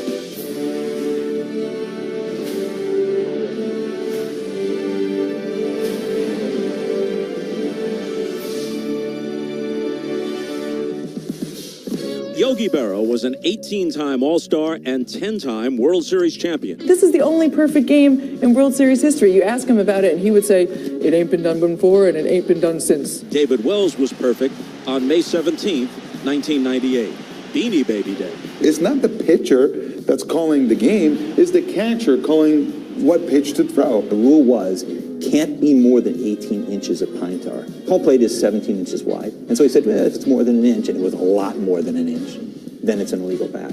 They might be going to call George Brett out. Well, he is. He's out. Yes, Brett is out. Look at this. Keep it down a little, will you, please? Okay, Yogi. Casey Stengel and the other touring ball players met the King of England. Of course, with my English, we had a little trouble understanding each other. As Yogi said, when you come to a fork in the road, take it. Catch every episode of Hall of Fame Connections on MLB.tv and discover your own connections to the game at baseballhall.org. Round. The program has 3 options: basic, advantage, and premium. Each addresses different needs and budgets and comes with a dedicated technician. Got a pest problem? Rose is the solution. Call the pros at Rose at 800-966-ROSE or visit rosepestsolutions.com. Tommy, we talked about at the onset of this series how the potential problems for Skip Schumacher as manager of the Rangers lies in the very back end of the bullpen. He wasn't sure about the closers, and right now it's closer by committee. Chris Martin, the righty, Robert Garcia, the lefty. Garcia has departed. He's given way now to Chris Martin, who has given up 2 runs in each of his last 2 outings. Yeah, the Reds got to Martin in the ball game 2 days ago in the first game of this series. It was Martin that surrendered the 2-run home run to Tyler Stevenson. So here he is here with runners at first and second base. 1 man out. The batter is Spencer Steer. Martin comes set. His first pitch. Steer takes way in off the plate. It was Steer that doubled leading off the 9th inning ahead of the Tyler Stevenson home run. So now here's Martin getting Steer again, with Tyler Stevenson waiting on deck. The Reds have already scored 1 in the 8th and lead it 2-1. Ellie De La Cruz is the runner at second.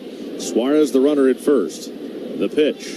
Swinging. There's a line drive toward the gap in left center, falling, and it's down for a hit. Ellie to third. He'll slam on the brakes with the left fielder Langford up throwing, and the Reds have loaded him up with 1 out in the 8th inning. Ellie kind of held up on that because look for a moment like Wyatt Langford had a chance to come in and make that catch.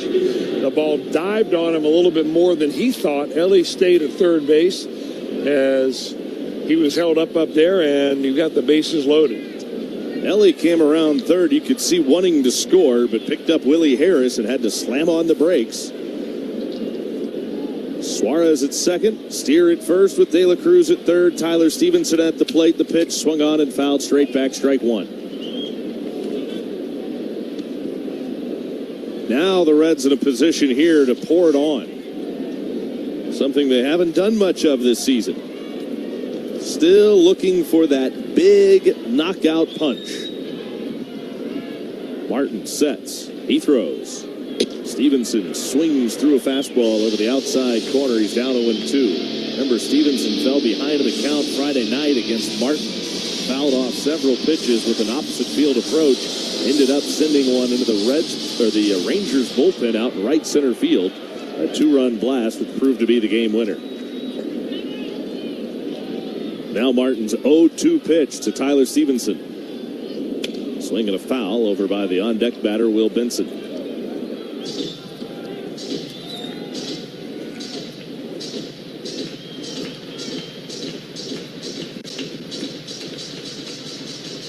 Nothing in 2 on Stevenson. Bases loaded, 1 out. 2-1 Reds. Martin fires, swinging. There's a line drive. Oh. Caught at second base, and they throw behind Elliott, third, and double him off. Oh, what a catch by Josh Smith on a ball that looked like it was destined for right center field. A base-running blunder by Ellie. He would score no matter what if that ball gets by Josh Smith. But instead, he broke for home and gets doubled off third. Barger runs it down. Dubon gets there. Pops up quickly. Nice play by the captain of the infield, Mauricio Dubon. Say what you want, but he is a good athlete, Taiwan. Yep. The Rays just turned a slick 4-6-3 double play. That is a great play in the corner by Sal Frelick. Barehanded try. Wilson. Oh, great play by Rengifo at third base to get the flyer, Chandler Simpson. What a play. And Okamoto was up to the task. Frelick dives. He's got it. Another sensational catch from Sal Frelick. You will not see better tonight, I guarantee you. Carlos Correa, that is a tremendous play. Oh, you can hit it anywhere, but you can't hit it to the ground zone. It's caught by McLean, and the Reds win it. Oh, a diving catch by Brian Rocchio up the middle. Stole a hit away from Mookie. Miguel Rojas covers a mile and saves the day. Te encantan los jugadores. Te encanta el juego. ¡Y se fue! Ahora puedes ser el dueño de grandes momentos del béisbol. MLB Auction te permite participar en la subasta de bates, bolas, jerseys autografiados y más, con artículos de tus equipos de grandes ligas favoritos, leyendas y jugadores agregados toda la temporada. Cada artículo es autenticado por MLB para asegurar que lo que llega directamente a tu hogar es original. ¿Quieres una parte del juego? Visita auctions.mlb.com. Run double.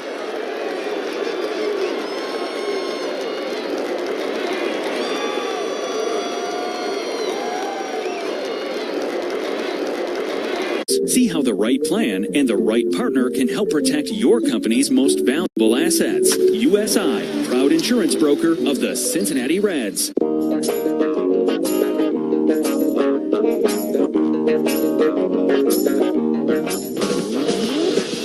A new pitcher on the mound for Terry Francona. That means it is another Wolvers Mustard pitching change. Wolvers Mustard put some mustard on it. That new pitcher will be right-hander Connor Phillips, 24-year-old from Houston, Texas. Comes into this ball game with a 1-run lead and a chance to nail it down for the Reds if he can go the next 2 innings. Dane Myers takes over in center field. The first pitch swung on and missed for strike 1 on Wyatt Langford. So Myers in center field. Friedel moves from center field to left field. Spencer Steer is out of the game. Now the pitch swung on, popped up, foul, right side out of play. This is a good sign. Phillips quickly ahead of Langford, 0-2. Remember his last 2 outings, he walked the first 2 batters he faced.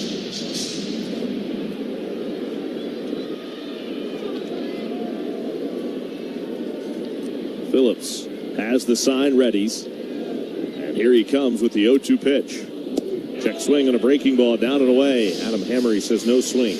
You know, for a ball game that breezed through the first 6 or 7 innings with pitcher domination and lots of strikeout, there's been a lot of action in base runners the last couple of innings. Oh, boy, has there.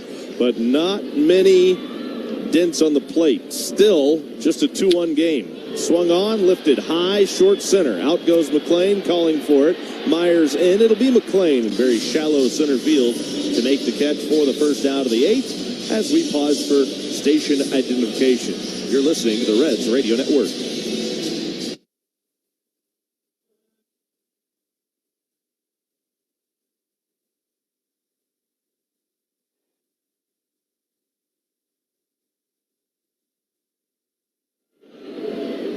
Corey Seager takes low for ball 1. Phillips starts with a breaking ball down. 1-0 the count on Seager.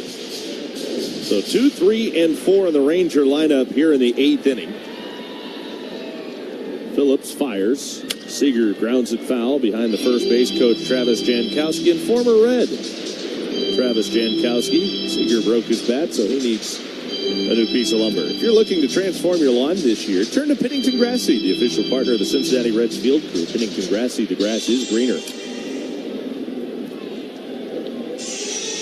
2-1 Reds. Reds will be in Miami tomorrow, kicking off a 4-game series against the Marlins. Marlins playing in New York, just getting underway. Top of the first inning at Yankee Stadium. No score in that game.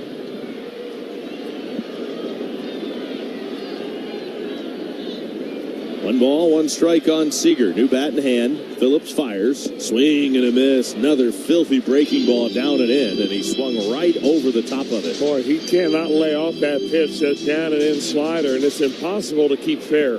Keep it coming. The 1-2 pitch. Swing and a miss. Struck him out. Instead, 99 up and away from the left-handed hitting Seager, and he couldn't catch up to it. Tyler Stevenson doing a really good job mixing up pitches behind the plate right there. He's calling them for Connor Phillips, no question about that. That's 12 strikeouts by Reds pitching in this game. 2 outs. Here's Jake Berger. First pitch to Berger bounces to the backstop. Spike the breaking ball. Ball 1. Chase Burns started, went 6 innings, was charged with 1 run on 5 hits, walked 1, struck out 9. The 1 run, a home run that he allowed leading off the 7th. The 1-0 pitch, swing and a miss, and a breaking ball, and it counts 1 ball, 1 strike.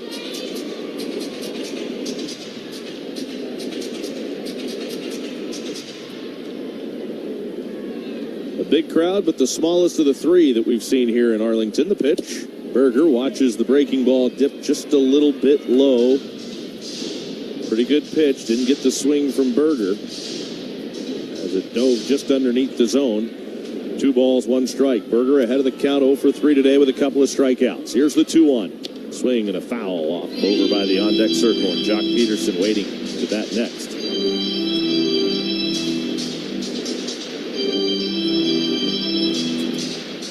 Looking ahead to the Reds' 9th inning, where they'll be looking for some insurance. It'll be Benson, Hayes, and Friedel due up. The pitch. Swing and a grounder rolled foul, third base side. 2 balls, 2 strikes on Berger. Make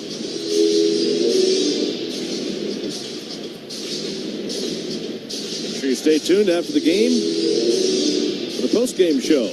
Yid, he'll have all the scores from around baseball, plus the Toyota Tundra star of the game.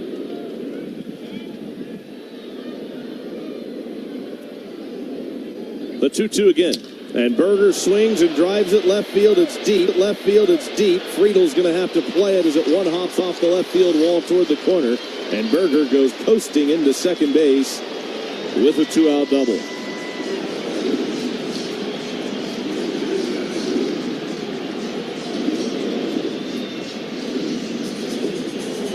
Back to the well too many times. Yeah, a little bit of a mistake pitch right there. Although the pitch was down, Berger went right out there to get it.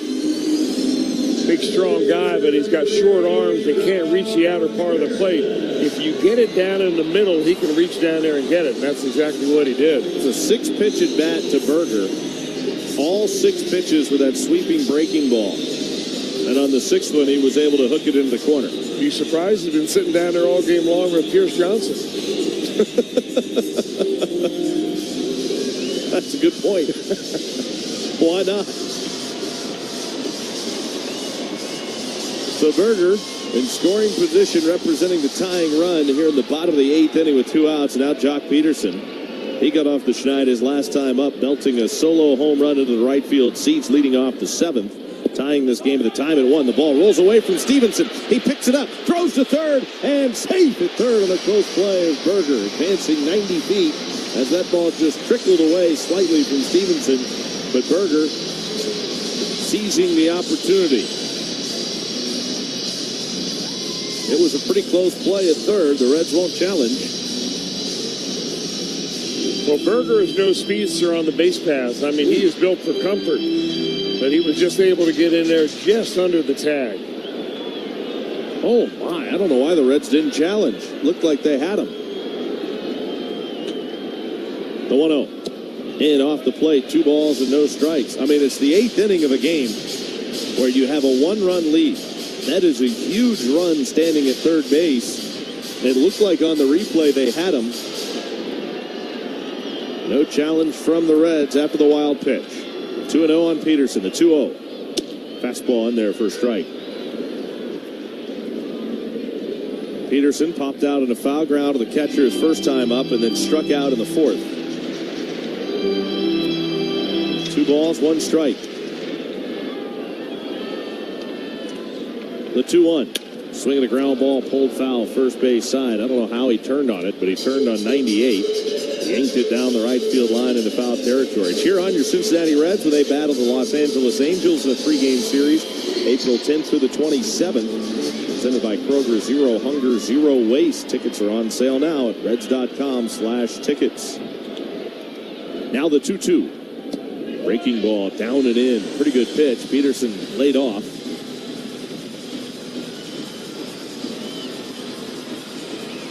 Jock 1 for 17 now on the year. With that home run his last time up. Payoff pitch. Swinging a fly ball headed toward the line and left. Long run. Friedel. He'll run out of room. It's into the seats. Listing off into foul territory.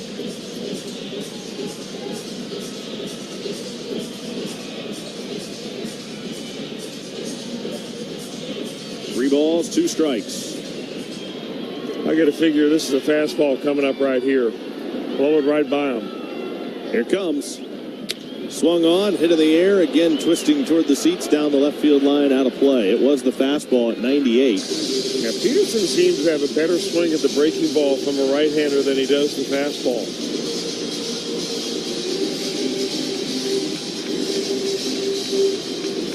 You try to tie him up on his knuckles. He went away with the fastball. Run it right up the ladder. He likes it down around the knees. 3-2 again. Outside, ball 4 of the breaking ball. Now the go-ahead runs aboard. So Peterson, the veteran hitter, works the walk. Now Evan Carter, the speedster, at the plate. Beat out an infield hit his last time up. And stole second after striking out his first 2 times up against the high velocity of Chase Burns.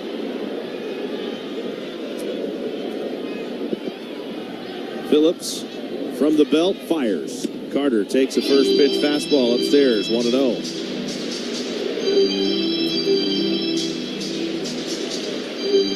There is activity out in the Reds bullpen behind Phillips. Is 1-0. Swing and a foul off the catcher Stevenson. 1 ball, 1 strike.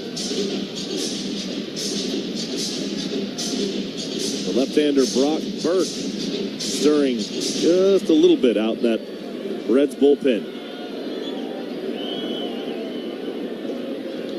Right-handed pitcher, left-handed batter. The 1-1. Strike 2 with a fastball.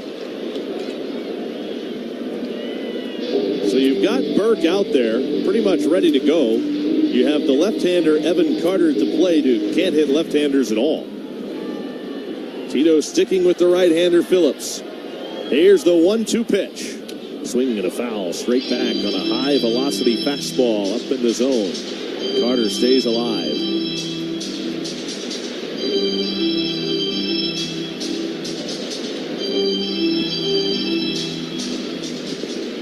Higashioka next.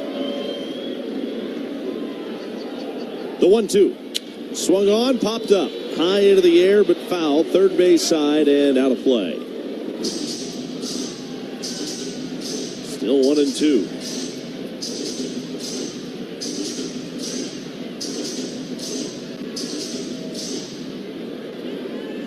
Got that breaking ball in on his knuckles. The pause, the belt, the 1-2 pitch. Swung on, and this ball's drilled toward right center field. It's deep. Dane Myers going back. He's got it measured. He's got it. Leading off against the lefty Brandon Williamson is O'Neal Cruz here. Oh, my. Fly ball, right center field, and O'Neal Cruz with his first Cruz missile of the year. Off the lefty, Brandon Williamson. Cruz crushes it. Pirates get the run back. They lead 6-1. That's a beautiful thing. You ride it out for times just like that. It's just a special talent.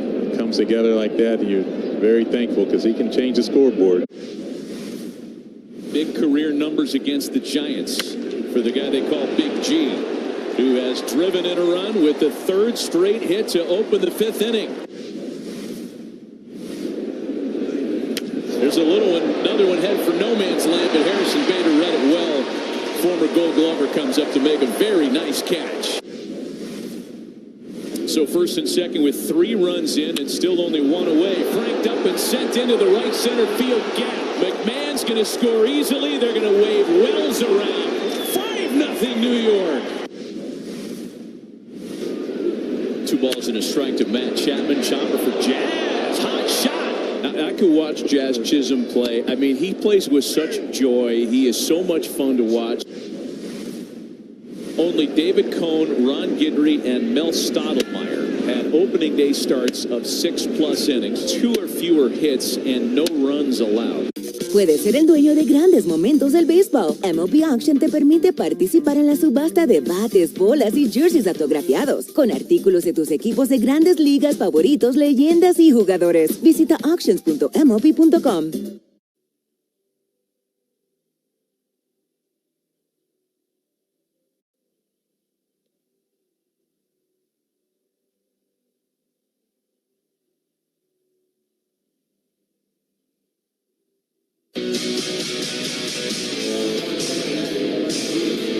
Will Benson, T. Brian Hayes, and T.J. Friedel against the left-hander against the right-hander Chris Martin, rather. Ground rule double for Benson into the left field corner in his first at bat, pinch hitting for Marte in the 7th. He was stranded at third. First pitch to him here. Benson hits it sharply on the ground right between first and second into right field for a hit. Leadoff single for Benson here in the 9th inning. Second hit of the afternoon for the Reds right fielder. Now Keith Brian Hayes will come to the plate. Reds are leading it 2-1 here in the 9th inning, but trying to add on and create a little breathing room. The Reds are without their closer, Emilio Pagan, today. They've had to try to piece it together also without Tony Santillan. There goes Benson. Hayes swings, pops it into the air, left center field. Moving to his left is Langford. And he will converge with the center fielder, Carter. It's Carter that makes the catch, and Benson stays and retreats to first. That was about to be a disaster for the Rangers. I'm not sure either one of them called for it. It ended up being Carter that made the catch. Now back to the top of the order in T.J. Friedel.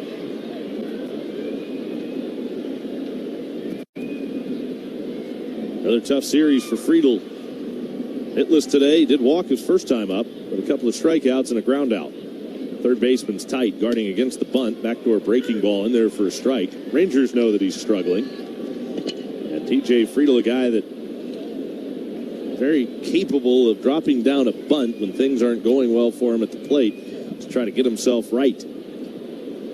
Here's the 0-1. Swing, and this ball scorched past Benson at first into right field. It was hit so sharply, Nimmo got on it quickly, and Benson just has to hold at second base on the solid base hit past the first baseman, Berger.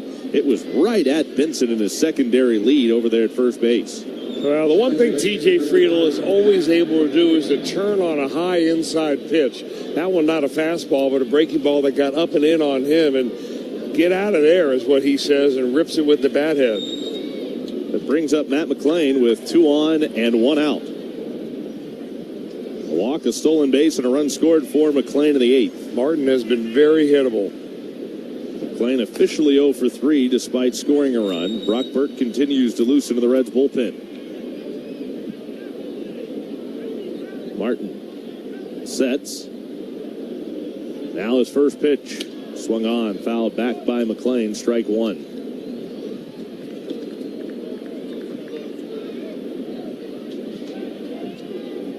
Vincent at second with 1 out, Friedl at first.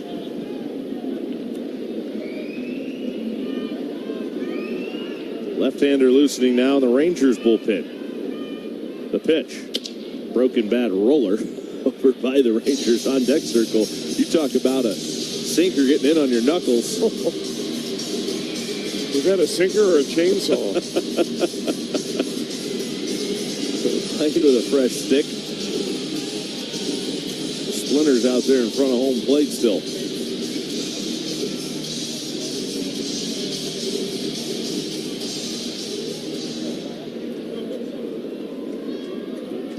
Nothing in 2 the count. Martin a high set. Here he comes. Strike 3 called. Locked him up with a split finger over the inner half of the plate. It just froze McLain on the inside corner. He's down on strikes. 2 away in the 9th inning, and now Ellie.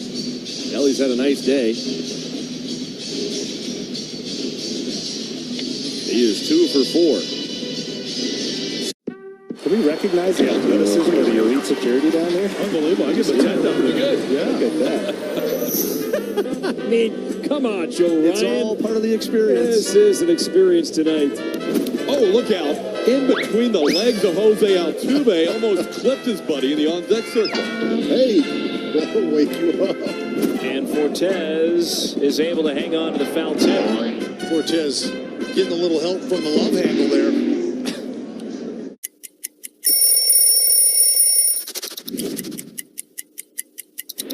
All right, so here's the Mets home jersey. To me, growing up in New York, also a very iconic jersey. The blue pinstripes that represented the Dodgers. Got the orange outline, which represented the Giants, which are the 2 teams that left New York. And then subsequently, the Mets were created. You know, my parents were Mets fans growing up. And this was the jersey that I also dreamed of wearing.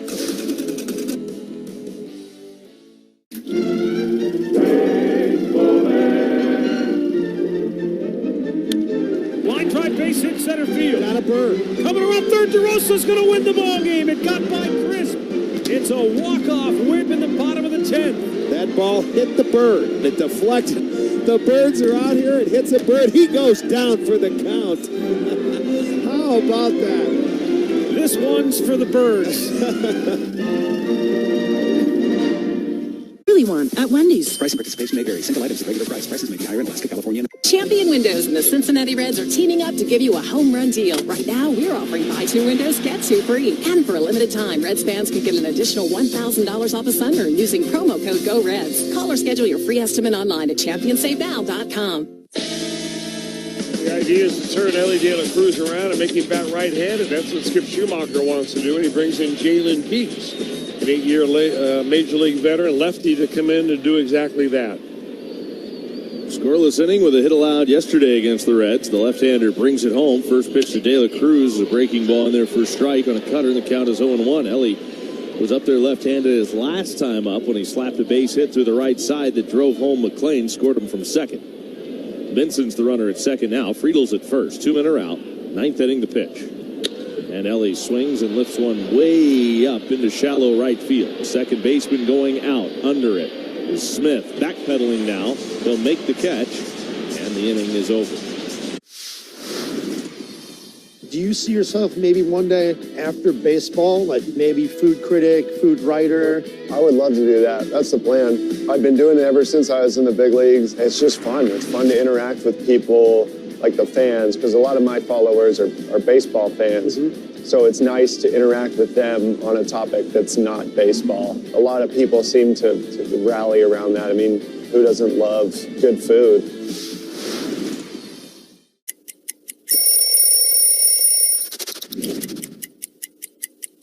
I went to college at Northeastern University, and all my friends were Red Sox fans. And while in my 3 years there, I really grew to appreciate Red Sox Nation and everything that they bring to the table. And once I got my head wrapped around the trade, I was really, really excited. I think they have one of the most iconic logos, these two socks right here on the sleeve.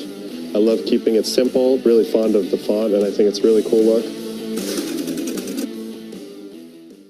A lot of baseball fans have some familiarity with the T206 American Tobacco card set. Of course, features the famous Hannes Wagner card. What we have here are 3 cards from the lesser-known T205 set, which really was a successor to T206. T206 came out in 1909. These 3 cards, as part of the T205 set, came out in 1911.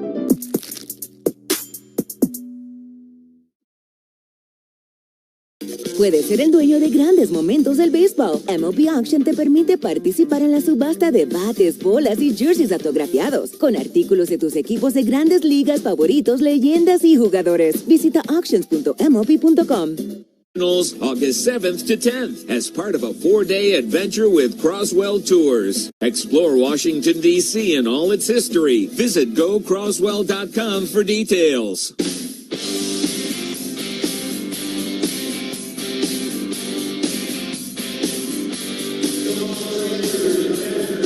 The new pitcher for the Reds, and Terry Francona, is going to give the left-hander the opportunity to nail down his first major league save, is Brock Burke. He's new to this ball club. He pitched in 69 games for the Angels last year. Here he is, game number 4 so far this year. Has yet to give up a run. He's got the bottom of the Rangers order. First pitch on the way to the right-handed hitting Kyle Higashioka, and he takes a strike. It's 0-1. In fact, Burke is a former Texas Ranger. In fact, that's where he broke in as a major leaguer, and he pitched parts of 3 different seasons with the Rangers. His MLB debut was caught by Reds catcher Jose Trevino here at the Rangers. Swing and a miss, a fastball up and away. The count is 0-2. Now, one thing they say about Burke is that he's gained a lot of velocity from the time that he pitched with the Rangers. Last year, 69 games with a 3.3 earned run average for the Angels. Burke fires. Swing and a miss. He blew high velocity right by Higashioka. That's at 98. Where'd that come from? Woo! Boys bumped up. 1 down in the 9th. This copyrighted broadcast is presented by authority of the Cincinnati Reds and may not be reproduced or retransmitted in any form, and the accounts and descriptions of this game may not be disseminated without the express written consent of the Reds. This copyright reminder is provided by Dinsmore, the official legal counsel of the Reds. Tyler Stevenson's out visiting with Brock Burke about how they want to attack the pinch hitter now. Sam Haggerty's off the bench to hit for the Rangers for the left-handed hitting Josh Smith with the left-hander on the mound.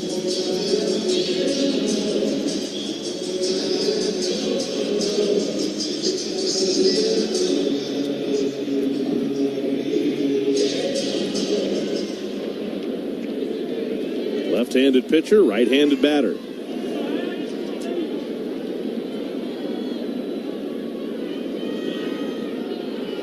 Haggerty, the former Mariner, waits. The first pitch, too high for ball 1. Joined the Rangers last year. Played in 64 games with Texas. Been back and forth between the minors and the big leagues most of his career. The pitch, Haggerty takes in off the plate. Haggerty only playing in his 4th game this year with the game. He is just 2 for 6. Only 11 career Major League home runs. Haggerty takes up and away. It's a 3-ball, no-strike count.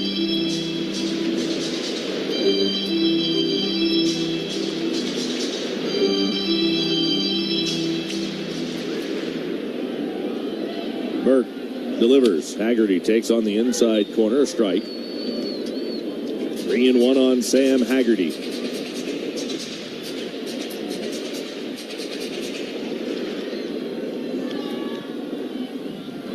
Burks, 3-1 pitch. Swing and a miss. Fastball by him. I mean, he's throwing it pretty much right down Broadway and challenging, said, here it is. Haggerty appeared to be pretty tardy on that one. It wasn't his best bolt either. 3-2. Swing and a miss. He struck him out. Got him with a high fastball. Back-to-back strikeouts for Burt to begin the Rangers' ninth. And now it's up to their number 9 hitter. It'll be Josh Young, who came in defensively after McCutcheon hit for Duran back in the 7th.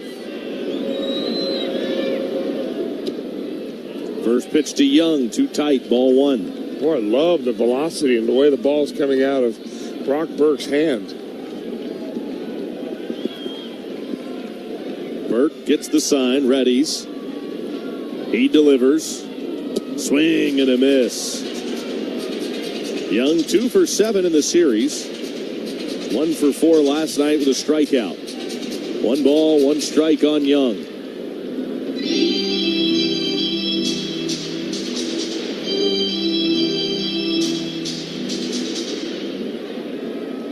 Burke ready at the belt.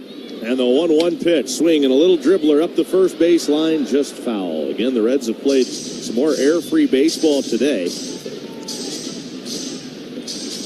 They can get one more out without an error. It will be the longest streak to start the season error-free in Reds history, going back to 1900. The only other time they've had a streak as long as 8 games was back in 2005. Astros the only other team without an error this year. Entering play today. Here's the 1-2 pitch to Josh Young. Over but low on a changeup down.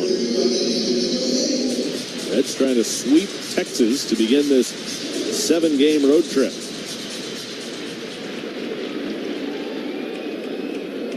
Burke from the belt, home of the 2-2. Swing and a miss. He blew it by him.